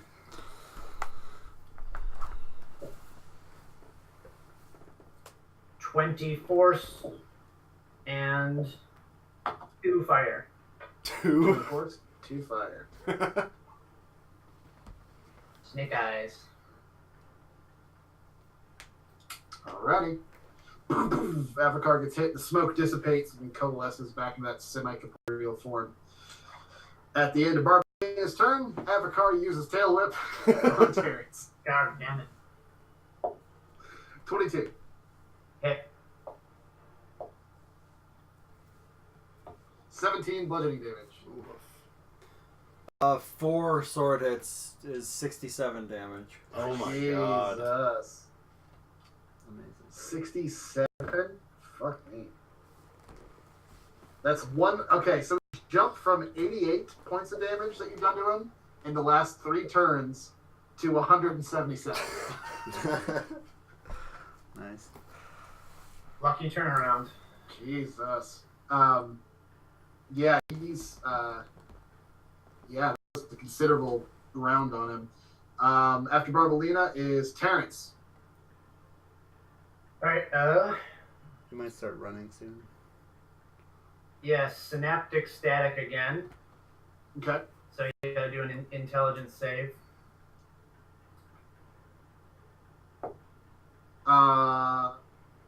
22. Alright, so he's gonna take half damage.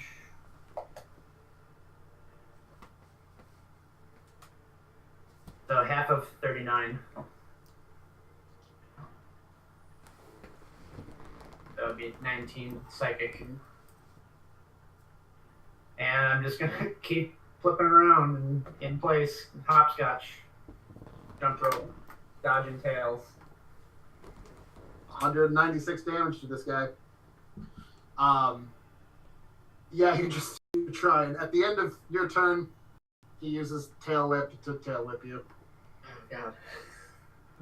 He gets 3 of these around, or every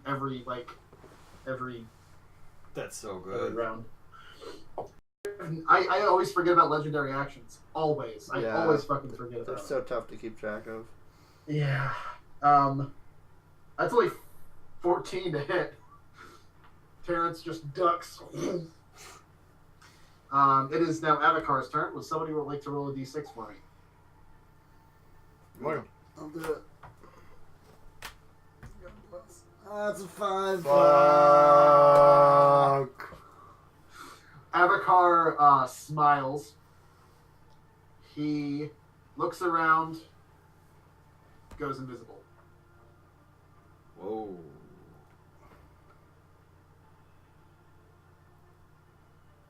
Shoot, and he's super fast.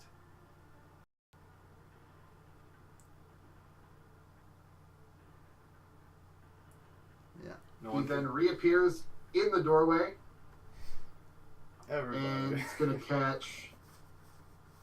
I meant to freaking move on my last turn. Everybody but Quincy in a dragon breath. Everybody roll Constitution saving throw. You have that indomitable thing. If you ever want to. Alright, that's like a roll again if you fail. Fail. Might as well. I failed again. No, I failed.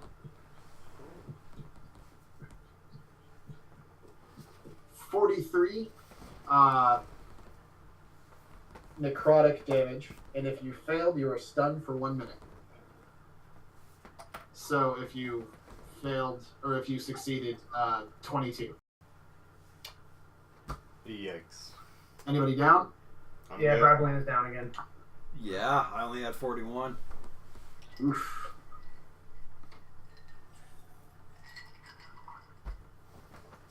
Hanging on by a All right. thread. Yeah, he's just chilling. Seeing now they've knocked 2 people down with 1 round. Ballstar. I'm gonna roll to get out of stun. Hell yeah! 20. Nice. You still take 9 psychic damage. 9 psychic damage? Really? Okay. Yeah, after the start of the turn. Okay. Probably can't use my pocket watch, right? Nah, you're stunned. Wait, That's let me- your whole turn. Hold on, let me roll for concentration. What did I take? 9, No, initially. Uh, What was the big blast? 43. Oh, I can actually save that. No! Fuck, man. I rolled a 20. Oh man. It was very close. It was possible, but didn't quite make it. Oh, that sucks. So I lose Sunbeam. Fuck. That's my turn. Draft to get. So that's Ballstar's What did you turn. have to get? Quincy. A 19 or 20. Got an 18. My turn? Yeah. Alright. How's this for a combo? I will cast, let's see. 1, 2, 3, 4. Everyone is in within 30 feet of me, so I will cast Beacon of Hope. I will then action surge and use my feet to heal everyone for 100 and something hit points. What? What did Beacon of Hope do? Gives you max healing, so you don't have to roll. 7 times 8 is 56. The heart of the hero. Yeah, so 106 hit points to everybody. Good lord. Okay. Immediately, everybody's back up. I was at 4 hit points. With no beast shape.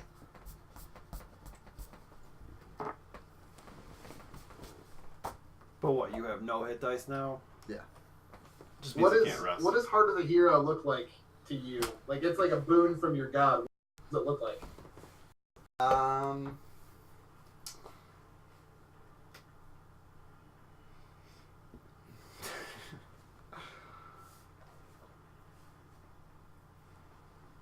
Kind of want just like giant spectral, like sledgehammers to just kind of slam down on everybody, On everybody. and that Everybody invigorates wakes them. up. That's great. All right, so that's Alan Greenspan. Actually, at the end of Quincy's turn, Avacar. He already tailed it twice. He can't do it. Alan Greenspan.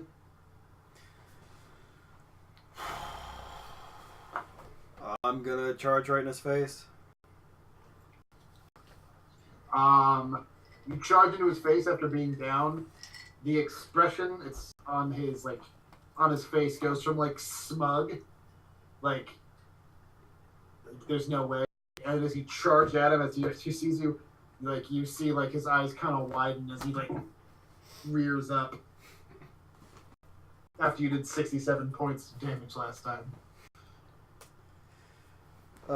24, Hit, 21, hit, 22.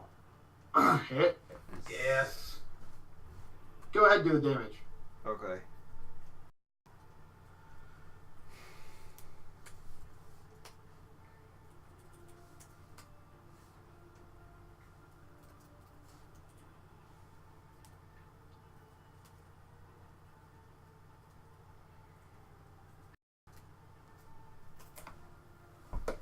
48. How do you want to do this? Nice. Jeez. That was like luck was on everyone's side. This fight. Yeah, that was clutch as hell. Oh, not at the beginning. No. Well, that's what I mean. Like we got hit so hard, and then we like retaliated really hard, just through luck. I kind of want to swipe at its face, but miss through fog, and then swing the opposite way where he reappears, and connect. Yeah, he definitely he like makes his face incorporeal as you go through that way. And it looks like his face is about ready to reappear on the other side. You just halt, switch up your footing, and right through the cheek. You hit him right at the jawbone. You feel the Sword of Galifar like go through, cut through the muscle. Immediately, the jaw unhinges on one side as he just roars and screams. All of a sudden, anything that was like smoke and incorporeal just immediately solidifies into like this sleek gray, shiny scales, like a whole iridescence to it. And he just, as you can tell, like through the jaw, it's hit the brain on the backside because the great sword, because the length of it. He just takes a couple of stumbling like steps. You can see like his form try to go invisible for a second, and then falls down dead. And there's just smoke rising off of him. Badass. Severed the brainstem. Thought we were toast. Holy shit! If I had gotten stunned on that last dragon breath, I think it would have been. Everybody would have been dead. Yeah. Well, I mean, he was getting ready to run. Like he was going to leave. Whew. Oh my god! He just got arrogant Wow. with the dragon breath. He was just like, I'm not gonna provoke any opportunity attacks, and I'm just gonna do the whole fucking room and kill everybody. Is that Sloth just kind of spectating? The freak went away, the sloth went away too. Ah. There's a tiny little sloth outline where he flashed out of the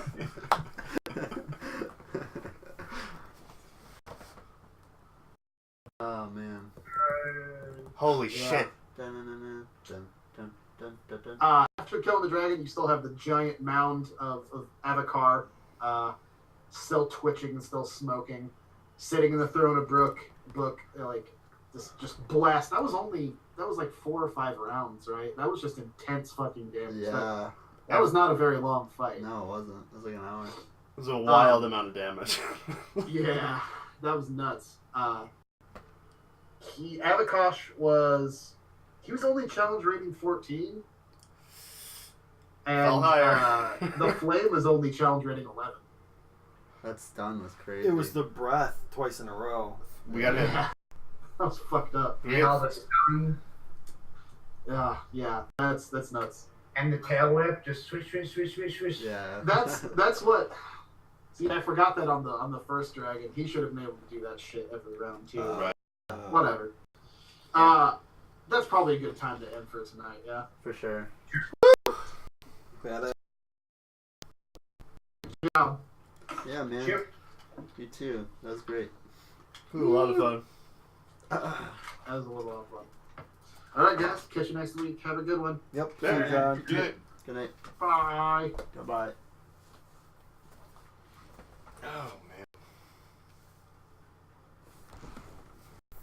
That was the first dragon fight we had go like really hard not our way.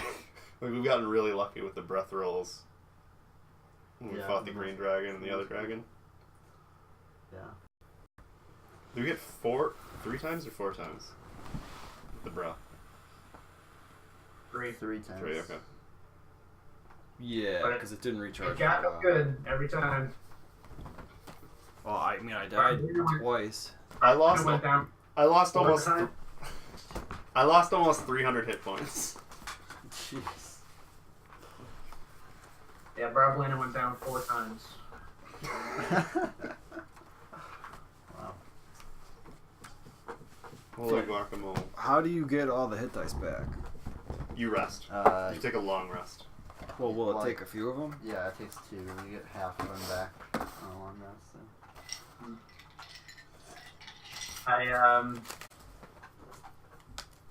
I picked up a second job at like